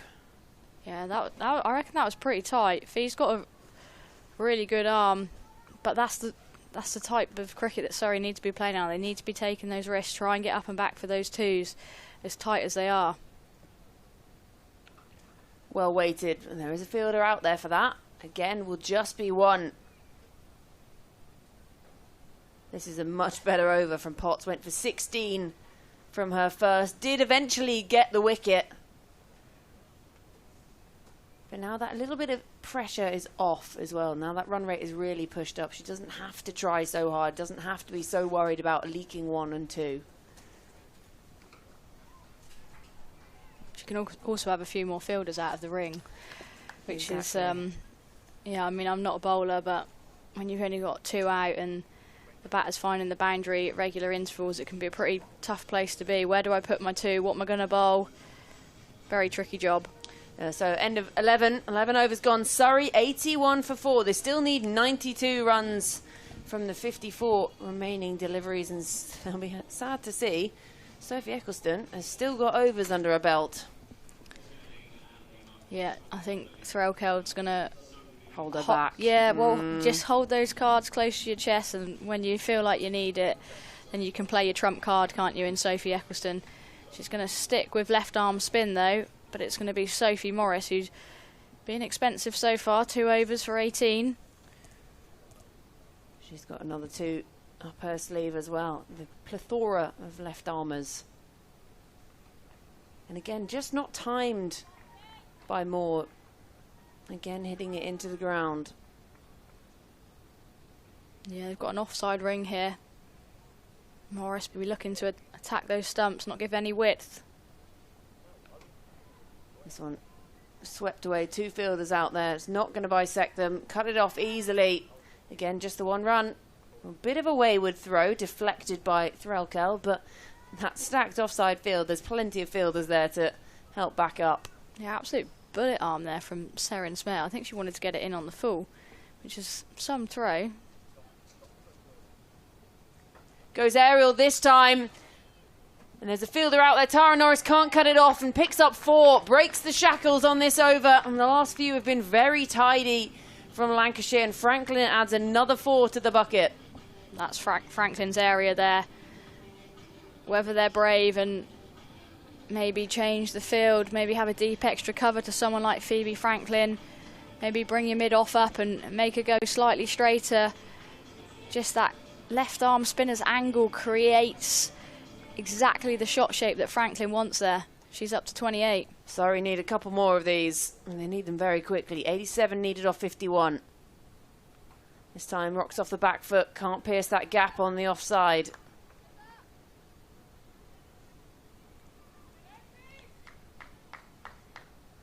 Sends Moore back very quickly. She's set off for that run like a bullet and had to turn on a penny and get back in. This time goes leg side. Seren Smale is out there. It's gone with some firepower, but she does well to cut it off with the rolling dive, and they're coming back for a second. Good running. That's what they've got to do. They've got to turn those 1s into 2s. Yeah, I think that's really important, especially if you're not finding the boundary as often as you'd like. You know, if you get up and back for 6 2s in the over, that's all of a sudden the over's gone for 12. And that's gone through the cap. She's been done there. Oh. She's been wrong-footed. It's one of those where you want to anticipate the ball, but not sure you can really do that, standing at extra cover. And suddenly, that's 11 off that over. So 12 overs gone. Sorry, 92 for 4. Every little helps. But she won't be best pleased with. You wouldn't be best pleased with that as a bowler, would you? It's not ideal, but at the same time, you can see what Eccleston's trying to do. You want to try and get those little 1%ers that help you stop the ball. You know, we talk about anticipating, you know, batters' shot shapes. You know, are they setting up to ramp, reverse, and are you trying to, you know, create that angle? Well, here comes Potts for her 3rd over the wicket. And again, not timed, and that's well stopped by Ellie Threlkel. God, she's good behind the stumps. And it's crucially another dot. Dots for Potts. Dots for Potts. And all of that. Can you tell it's been a long day? Great day. Absolute fantastic finals day we've had here at the Cooper Associates County Ground here in Taunton. Full this time, and again, not quite timed. Scampering through. They won't mind singles. Lancashire. Kate Cross wisely keeps hold of it. Oh, it's been brilliant. I know that second semi-final was rain affected, but you want 20 overs in a final, make it a real contest, and that's exactly what we've got here. She's bringing fine leg up inside the ring. Goes for the big heave-ho into the onside. 2 fielders out there, lands safe, but again, no boundary. That's a hell of a lot of effort for just 1. Yeah, again, it's Fee Morris doing some good work on the boundary there. Franklin is playing a good hand here, but she needs some more support. No pun intended. Has a big swing again, can only pick out the fielder at wide mid-off. And just 1 more. Tidy over this from Potts. And like you say, you can have those fielders up inside the ring to just cut those off, because they can risk that at the moment. 78 needed from 44.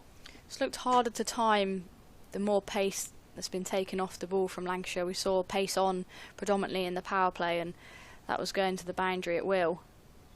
Fuller this time, and well stopped. Really well stopped.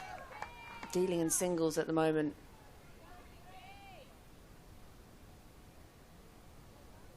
Every effort is important and applauded by the Lancashire bench, their teammates out there. Every run that's saved is absolutely crucial at this stage.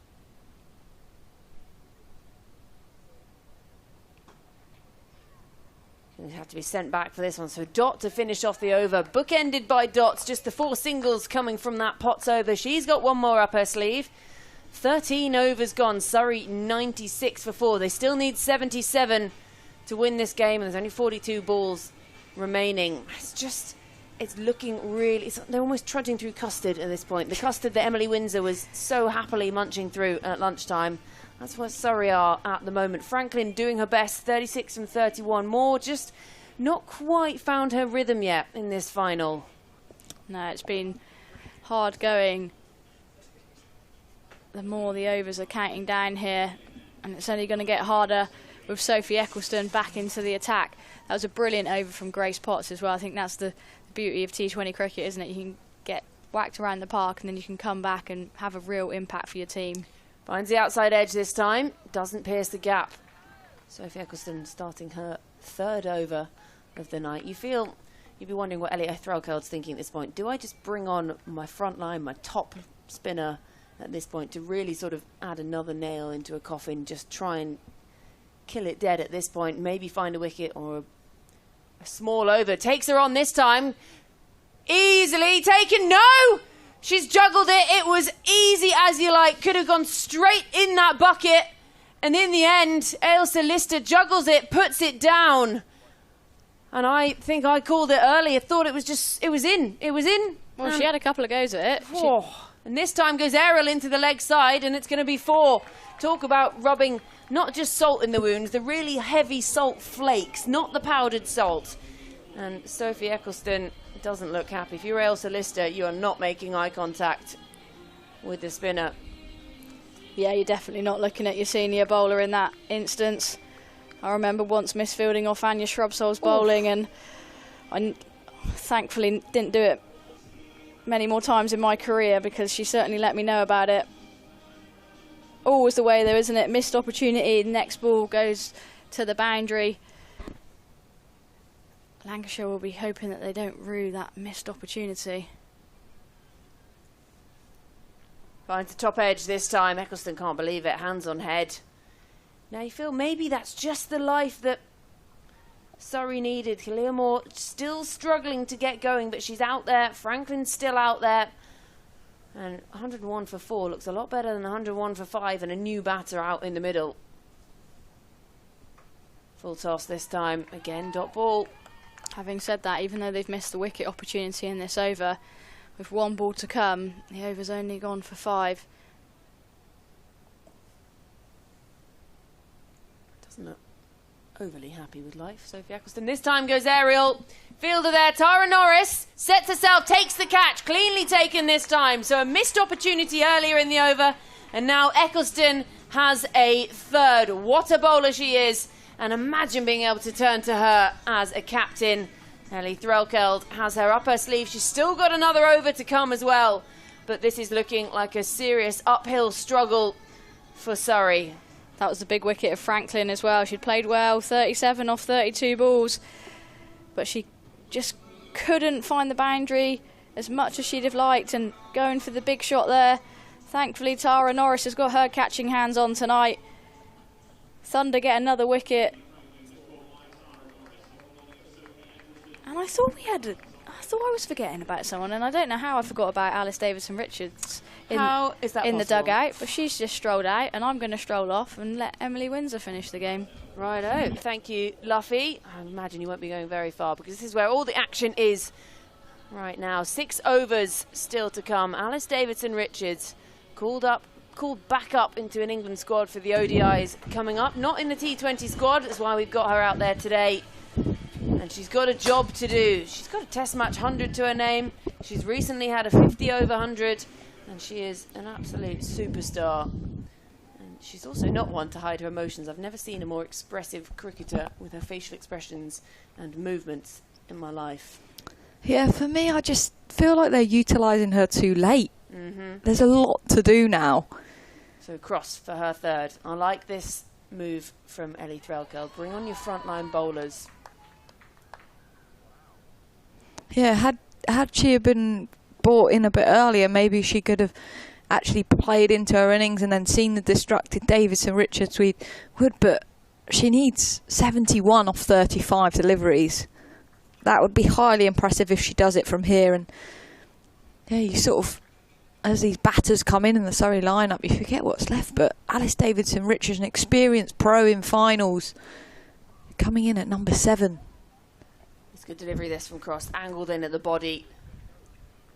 Follows more. And she's really struggled, hasn't she? She's just not been able to sort of find that flow, find her timing against this Lancashire attack.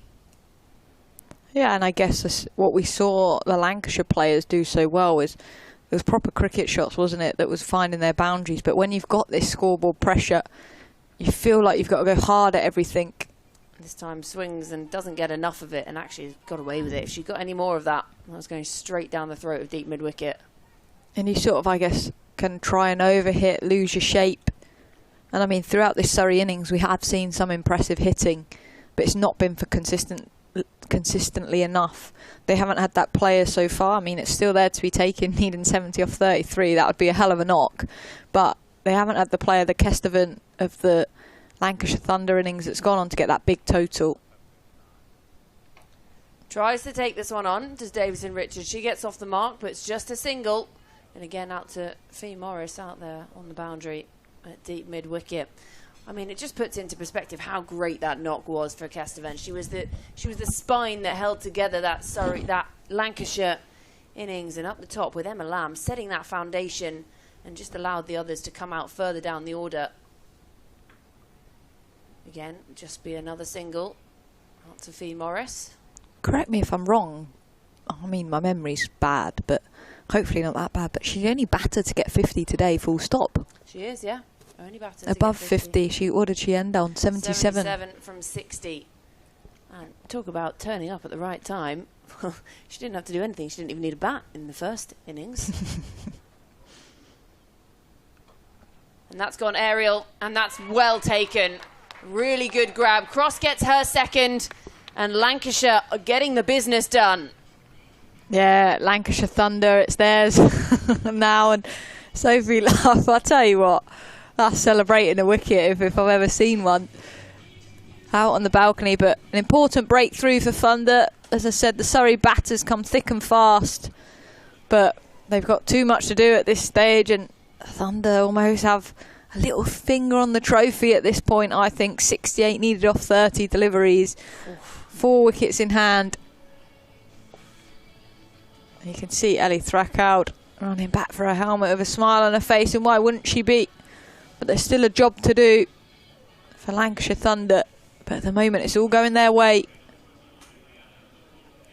Great grab in the end from Tara Norris, diving forward, and does well to keep it in her hands when, you know, when your elbows hit the floor, can so easily bobble out. 2 catches for Norris now in the last few overs. We had the drop from Lister, but that's all forgotten now.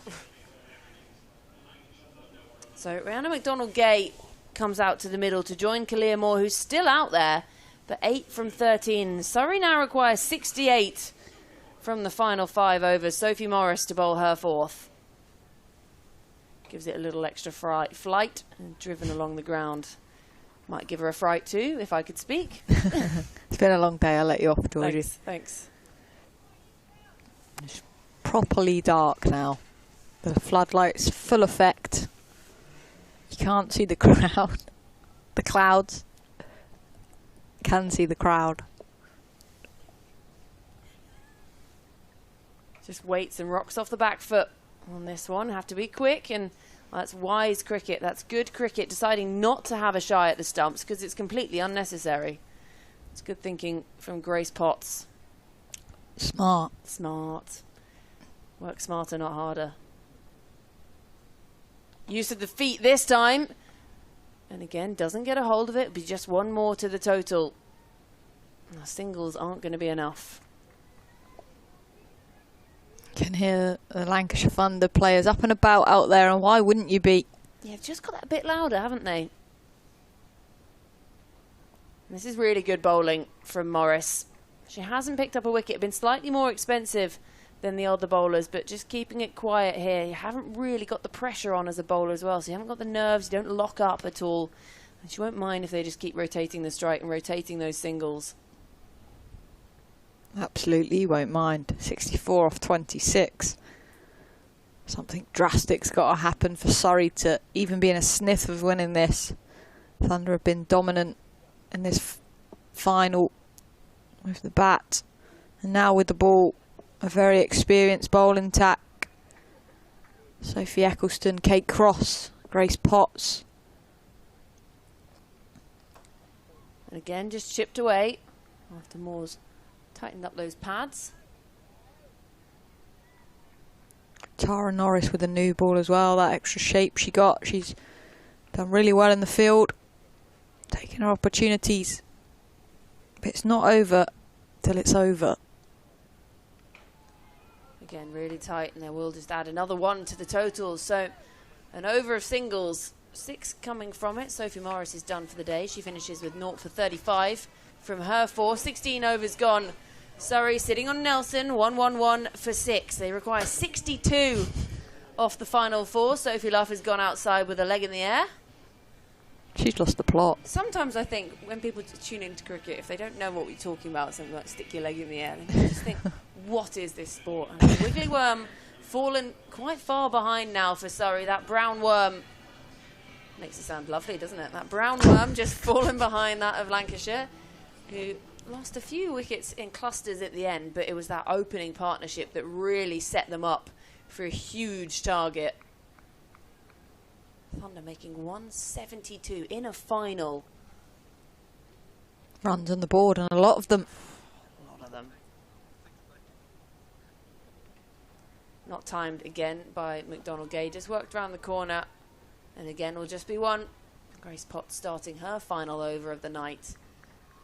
It's one of those interesting things, is it? Would you rather on finals day play in that first final, play in a second one, have a long period between your first game and then having to sort of cool down, warm up again, or you play the second one, you come back fighting, get yourselves into that final and take that momentum into the next game?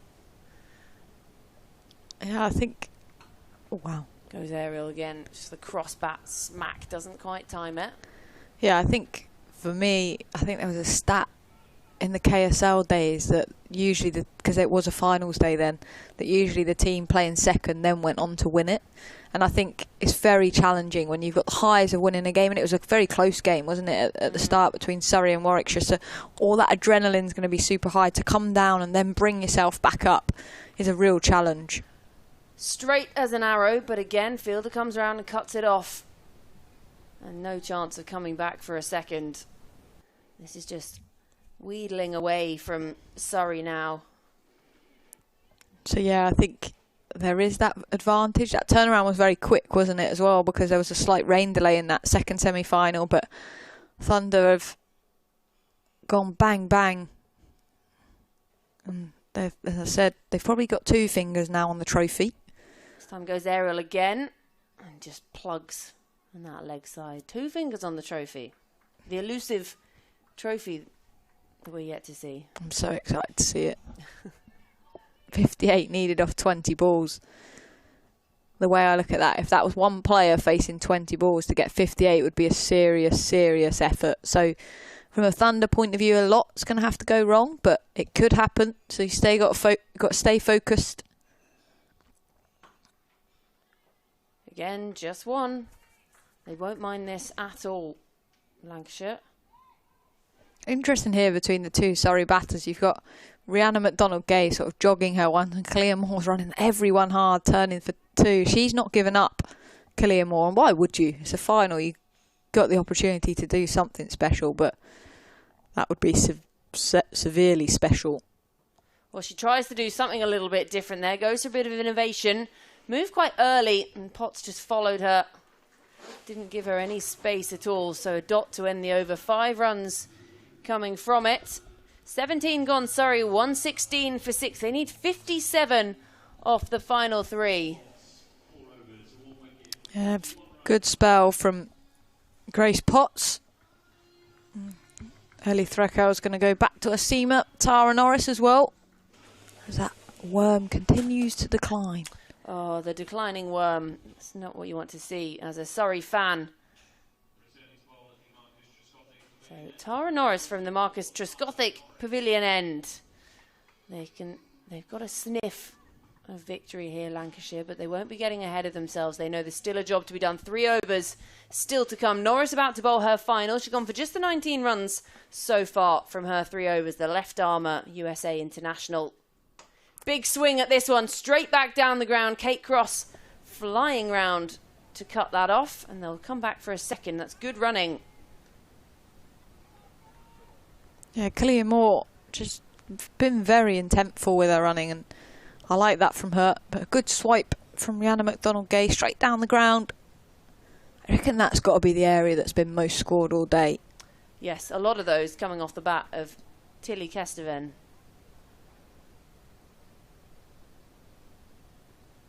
Because straight's been targeted, long off now goes back. Well, that slipped out of the hand, Tara Norris. No ball signalled and 4. So the next will be a free hit. And that's just what you want if you're Rihanna McDonald-Gay or a Surrey fan. I feel like we haven't seen those flamethrowers go up in quite a while, Emily. Do you reckon it would warm the crowd up at this point? It's got to be quite nippy out there. I sometimes try and position myself near them on an evening when I know it's going to be quite chilly. But when they catch you off guard, That's all right. I can take it. you can take a little jump. Woo. You know, a bit of excitement, add to the evening. So free hit for Rihanna McDonald-Gay. Has a big swing straight into the hands of Tara Norris. Julia Jarvis again taking evasive action, and they're coming back for another. Going to have to put your skates on. Great running. Tara Norris, I can feel that in my hands. That's going to hurt. It'll probably hurt a little less if she can get her hands around a nice cold trophy and just... That was more of a lifesaver, wasn't it? That was hit hard. Julia Jarvis's life flashing before her eyes again. Not again. Big swing at this one. Crunched, but again not timed. I tell you what, if you did time that, that was flying away, wasn't it? Big swing from Rihanna McDonald-Gay. She's played beautifully, actually, I think, with the bat. I've seen her in the last few games. She's more than capable. She's got 15 off 10 here today in the previous game. Did a very good job for her team in the Metrobank One Day Cup as well.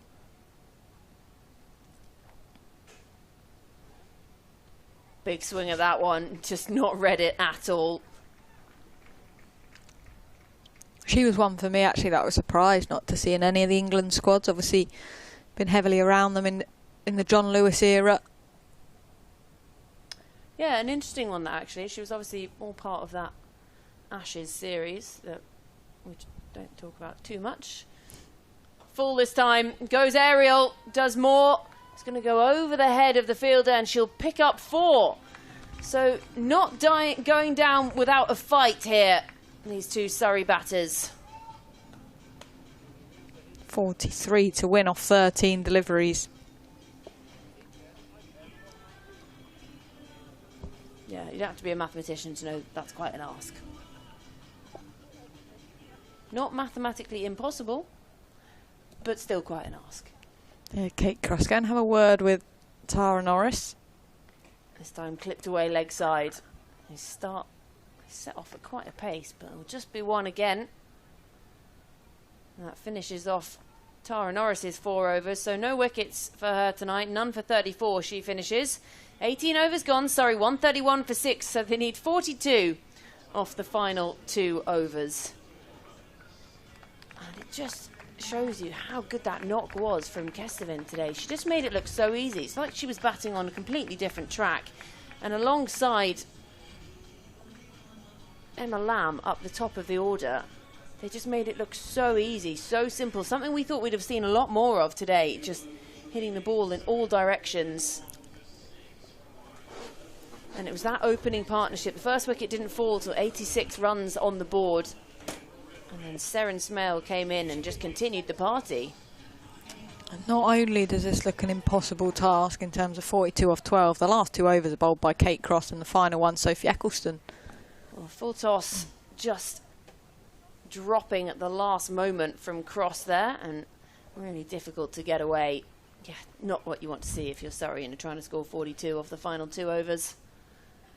A fully fit Kate Cross and Sophie Eccleston at the other end. Yeah, but for me, I think Lancashire Thunder deserve to win this trophy today.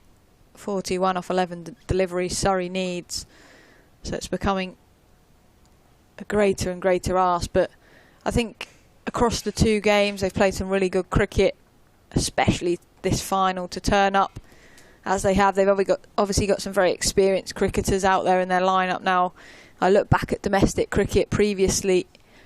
Would we see Kate Cross out here? Would we see Sophie Eccleston out here in a Women's County Cup final? I don't know. Would we see the likes of Paige Schofield being released from England to come and play in these events? Probably not. So I guess a bit of credit as well goes to Charlotte Edwards for getting these players out there to come and showcase. But for a club like Lancashire Thunder that have had all the potential over a lot of years but not necessarily got over the line with a trophy, it will be a big occasion for them as a club to do that this evening. Has a big swing at this one, Moore, and it falls just short of the fielder out at wide mid-on. But that's good cricket, because she could have, as we were saying earlier, had to take a trip to the orthodontist and try diving forward, perhaps misjudged it, or if she dropped back too much, then let it on the bounce, gone for 4. So just waited and actually judged it really well, did Grace Potts. But if you were the bowler, Kate Cross, you'd be annoyed that she didn't go for the catch. True. It's one of those. But they are bowler to bowler, but... She paying my dentist bill. She probably could, to be fair. Well, yeah, someone needs to. Kate Cross not happy with the ball, though. Not having another change of ball. Not another one. Eccleston's asked the umpire to have a look at it, what's happened, but that's twice now. Yeah, I'm just wondering what they're looking at this time. Looks like the seam's been split. Well, with 9 deliveries still to come, the swimming bag full of balls is back out onto the pitch. The drawstring bag. I still can't believe it. You call it the swimming bag. Well, it looks like, you know, when you went off swimming after school and you'd pull your hat out of there, your goggles. See, well, I don't know what else is in there. There's a box of balls, I think. It'd be funny if that was the trophy. Why did the box need to be in the swimming bag? Well, you know, a box in a bag. It's like pass the parcel. Box in a bag. And happy with that one? Oh, no. Oh. No, going digging. You like this one better? It still looks newish, that ball. Surely they're not giving a brand new ball. Okay, no, we've opted for an older one. Okay, 9 balls still to come in this final, and we have change of balls. Sophie Eccleston doesn't look best pleased. Just having a little chat. I suppose it'll be her bowling the final over. I can't say there'd be too much pressure on her in that final over, but you never know what might happen in these next 3 deliveries from Cross. Kalia Moore trying her hardest. 20 from 24. Has a big swing, and that's back along the ground past Cross. Won't reach the boundary, just be 1. Yeah, and I think from a Thunder point of view, their senior players have stood up. Grace Potts, 4 overs for 31, 1 wicket, but Kate Cross, she's got 3 deliveries to finish her spell. Straight through her. Well, that was all swing, no ding from McDonald Gay. But picked up 2 big wickets already of Chatley and Davidson Richards. That's your senior pro, your international bowler stepping up for the team. She's got 2 wickets so far for 26 runs. And then, I mean, Sophie Eccleston still's got an over, but her figures are seriously impressive. Last delivery, this one from Cross again. Hit back past her, and again will just be a single. So the equation, if they were to try and win this game, Surrey, they're going to need a 6 off every ball of the last over. That would be fun, wouldn't 36 needed from the final over. Mathematically, still possible. It is, but then when you've got Sophie Eccleston bowling it, who's bowled 3 overs, gone for just the 9 runs and picked up 3 wickets. Still mathematically possible. But for me, it's good to see. This is, from my point of view, Eccleston to come into a final like this and show what she's all about. That I think that character I mean, we know she's the best bowler in the world. We know she's highly skillful, but to see her back on the park following a bit of an injury, picking up 3 wickets, doing the job for this Thunder team. Takes her on this time, goes aerial, and the fielders converge but can't get there and cut it off. Yeah, both fielders are sort of looking at each other for a minute then. Well, the last thing you want is a big collision. We saw one earlier, didn't we? Kira Chatley behind the stumps. Mathematically not possible. Mathematically not possible unless Sophie Eccleston doesn't keep her foot behind the line.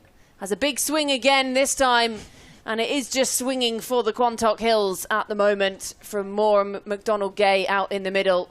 They have tried their level best. They are hitting their hearts out, but not timing it, unable to take on Eccleston. Just 2 singles off the first 2 balls, and you can see Kalia Moore. She's given everything to this. I'll tell you what, one of them are going to put their back out in a minute, how hard they're swinging. Swings again, and she's bowled her. Sophie Eccleston has her 4th, and that is the end of McDonald Gay. She has to go for 18. Sophie Eccleston, the best in the world. They say it for a reason, and she's showing it now. And Lancashire Thunder, well, do they dare to believe just yet? Cricket can be a weird, weird game, but maybe not quite this weird. 34 needed off 3 now, and Sophie Eccleston eyeing up a fifer. Yeah, look, her teammates are right around her, and Thunder just know now, don't they? It's these last few balls of suspense before the celebration. But do you know what will be fitting for me is if Eccleston does pick up a fifer here. She's bowling the last over.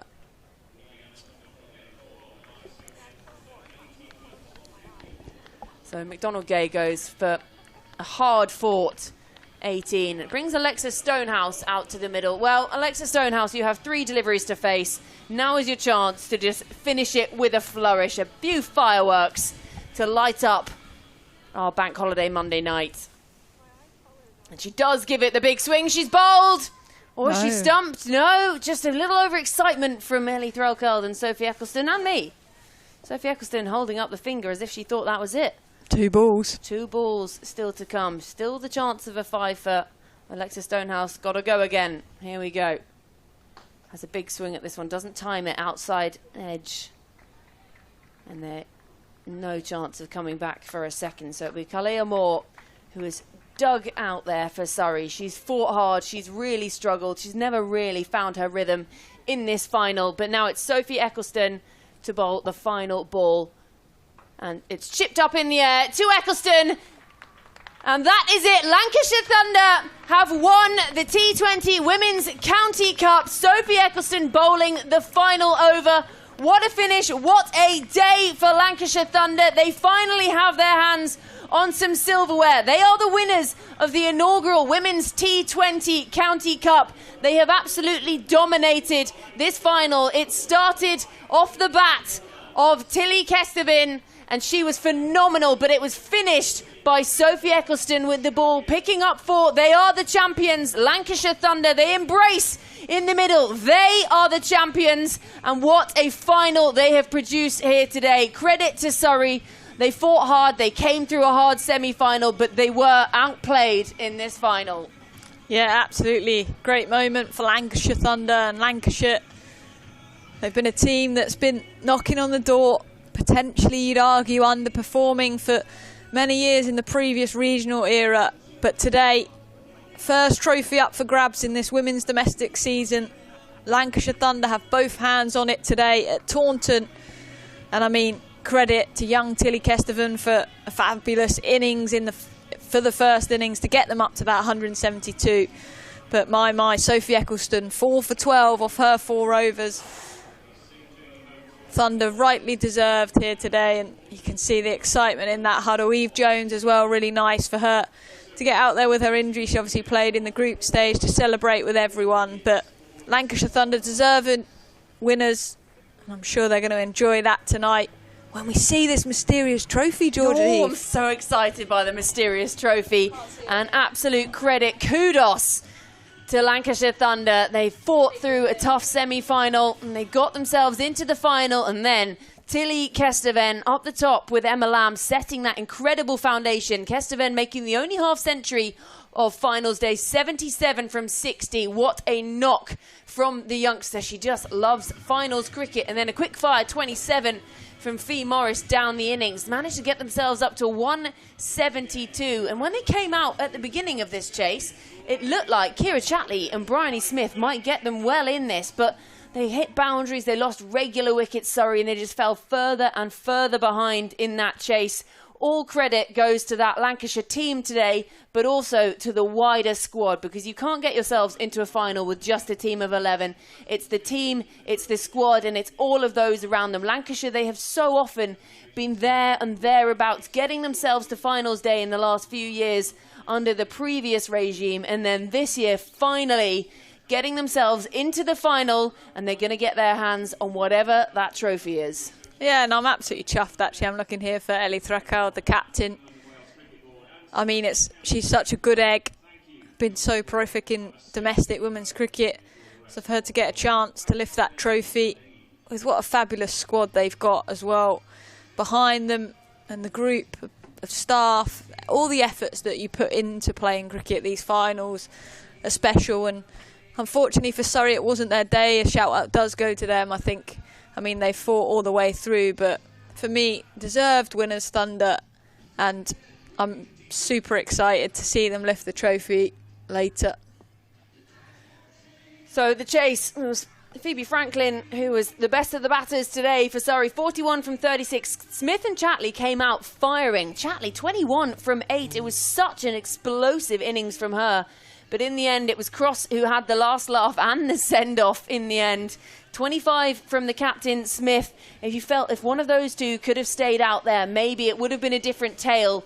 But it was just incredible work from the Lancashire bowlers. Sophie Eccleston finishing with 4 for 12 from her 4, 2 for Cross and 1 for Potts. So an incredible effort from the Lancashire bowlers. And I just want to give a point out, just 2 extras bowled, and that is clinical bowling from Lancashire. In the field, they were phenomenal. Just the 1 catch put down, but in the end, it didn't cost anything extra, and it is Lancashire Thunder. They were great with the bat, and they were just as good with the ball, and they will be lifting that trophy. They are champions for the very first time. It's the very first time we've even had this cup, and they will be lifting it in just a few moments. The celebrations can begin any minute now. Shout out also to all the ground staff here at the Cooper Associates County Ground, because, well, we've had rain around, we've had covers coming off and on, but it was Kesteven who kicked off this final, 77 from 60, and big shout to Moore for her 4 for 27. But it was a day for the Lancashire batters, and then their bowlers came out and said, you know what, it's not just about our batters, we can do this too. It was a team effort, a real team effort for Lancashire, and that is how you win trophies. Lancashire Thunder dominating in the end, and pretty convincing win for them, winning it by 32 runs. Emily Windsor has been some stars of the future, but also some stars we already knew about in action today. Yeah, absolutely, but a real team effort, a real squad effort from Lancashire Thunder. And for me, they're the best kind of wins, when different people put their hands up, when everyone pulls together. You can see out there, they're a real team, they're a real squad, and absolutely chuffed to bits for them. I'm sure they're going to enjoy this victory in the rain. You know what's good about rain? It makes trophies sparkle even more. I feel like that's a note to finish on, isn't it? Or are we still here? You're still stuck with us, I think, until said trophy gets raised aloft. Just a one, Mike. But I mean, now? What a game we've seen, and it was all so well done by Lancashire in the end. They were just clinical, as I said, just the 2 extras bowled, 1 drop catch. Other than that, they were pretty good out in the field. They were great with the bat. Kesteven guiding it from the top. Eccleston finishing it off. The youth, the experience, and just a bit of magic for Lancashire Thunder. So they do win it, and it's their first title in a long time. They'll be very, very excited by this one. And now they'll just be waiting to get their hands on that trophy. It's very late here on a bank holiday Monday evening, but I don't think the time is going to be anything that bothers them. I don't think they'll have too much to do tomorrow. It'd be very harsh if coach makes them go training on a Tuesday after they've just won the cup. It looks like the Charlotte Edwards Cup, the old Charlotte Edwards Cup. Genuinely does. Well, you would know. You've seen it quite a few times. I'm going to see some pictures of it, hopefully up close in a minute. Genuinely does. I could be wrong, but it's giving me those vibes. But all the Lancashire Thunder family and friends gathering as well. Made the trip all the way down here. Lancashire's a long way away. Trip down to watch. And be worth it. Oh, it would, wouldn't it? Oh, it would. Especially now. Yeah, lots of hugs going on out there. Family and friends out in raincoats. You wouldn't think it was nearly June looking at this weather. Or maybe you would, because this is England and this is English weather, perhaps. I'm still waiting on that. I can see it, but I was just about to zoom in on our screen in front of us, and then I remembered that that's not possible. That's not a thing. It's just waiting on the plinth there. I guess they're trying to gather in the... So is a sea of red, isn't it? A sea of red. Yes. That was a dominant display, though, wasn't it? Let's be honest. 32 runs in a T20 is a big margin. And putting up 172, especially in a final, that's astonishing. Absolutely astonishing. There's a few cheers going down there. Lots of chanting and cheering. We don't really have an insight to what's going on down there, other than celebrations. They're clapping the young Tilly, I think. Kestervin. They're all stood still applauding. They're just poised. Poised, ready to leap on that trophy. Annie Threlkeld will be chomping at the bit. She's guided this team so well. A great captain. And now there's just one last thing she's going to have to do. And I don't think it's too hard, really, lifting a trophy. Don't know. Depends how heavy it is. If it's like the 100 one, then she'll be hoping she's taken her protein this morning. But I think it looks just a little on the smaller side as the covers are being pulled across in the distance. Oh, it is blustery out there. Looks like one of those parachutes used to go under at prep school. That was great fun. And now they are lining up down there, ready for the final presentation. Trophy, player of the match.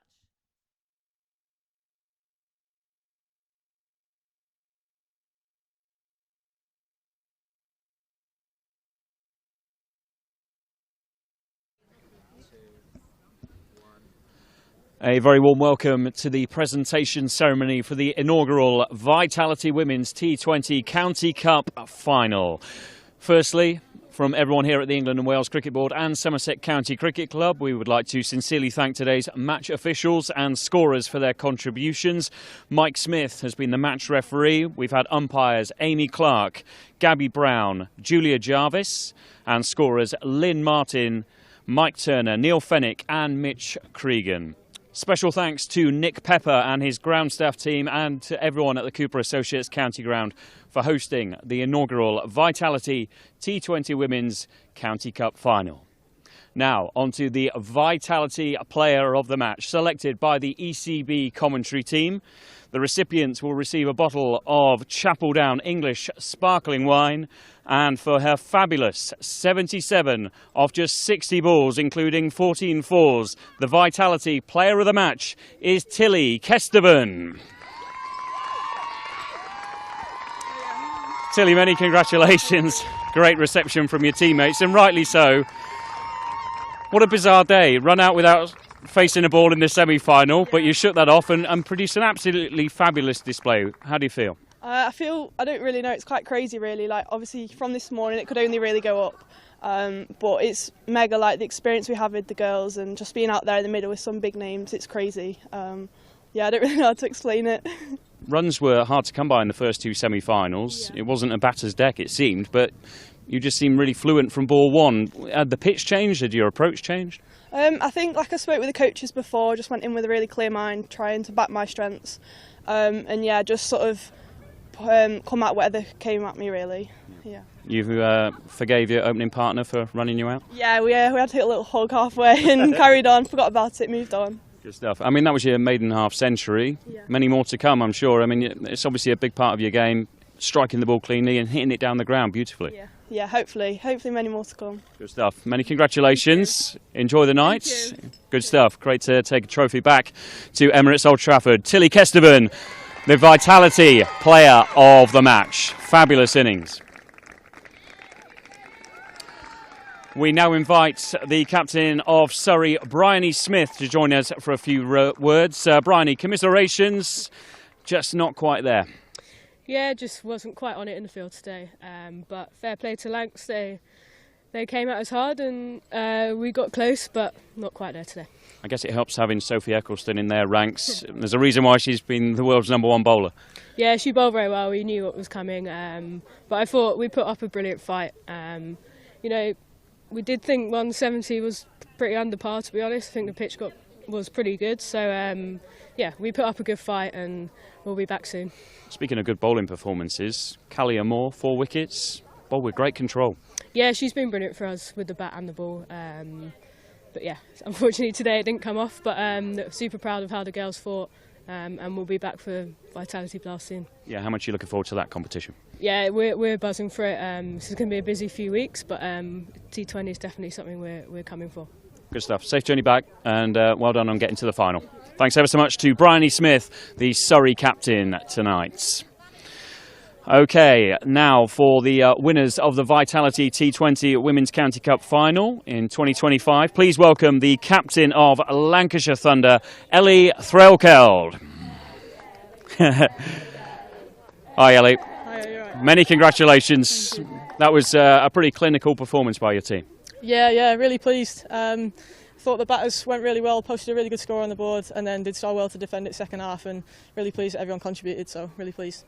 Tilly Kesterman, talk me through that innings. I mean, as I said to her, run out without facing in the semi-final. That could have disappointed, a young player making a big debut, if you like, almost on the big stage. But what a performance! Absolutely, yeah. Obviously, the semi-final, unfortunate, and we spoke about we probably made 2 poor decisions in that whole game, and that was one of them. And so pleased for her to come out and do that and show everyone what she can do. Real talented player, and yeah, buzzing she's a part of our squad. Yeah, I was going to say, what potential has she got? Only 20, I think. Yeah, I don't think she's got a ceiling, to be honest. She's a really exciting talent, and yeah, can't wait to see what she can produce over the next few years. And speaking of talent, Sophie Eccleston, I said, in the build-up to that final, how much of a difference maker she is. I mean, again, 4 wickets there, just impossible to get away. Absolutely, yeah, just so reliable any stage of the game. And yeah, she's the best in the world and has proved that today, so yeah, really pleased for her. And obviously working her way back towards 100% fitness, but it seems like she's there. Yeah, definitely, yeah, she's worked really hard to get back and putting in some good performances now, so hopefully she'll take loads of confidence from that going into the next England series. And just finally, what does it mean to bring this trophy back to Emirates Old Trafford? Yeah, it means a lot. It feels like it's been a few years in the making. It's been a hell of a journey, and it's nice to get over the line and have some silverware to take back. Ellie, many congratulations. Safe journey back. Go and collect the trophy and your medal. Ellie Threlkeld, the champion captain tonight then. So during this time they will collect the winners of the Vitality T20 Women's County Cup, Lancashire Thunder.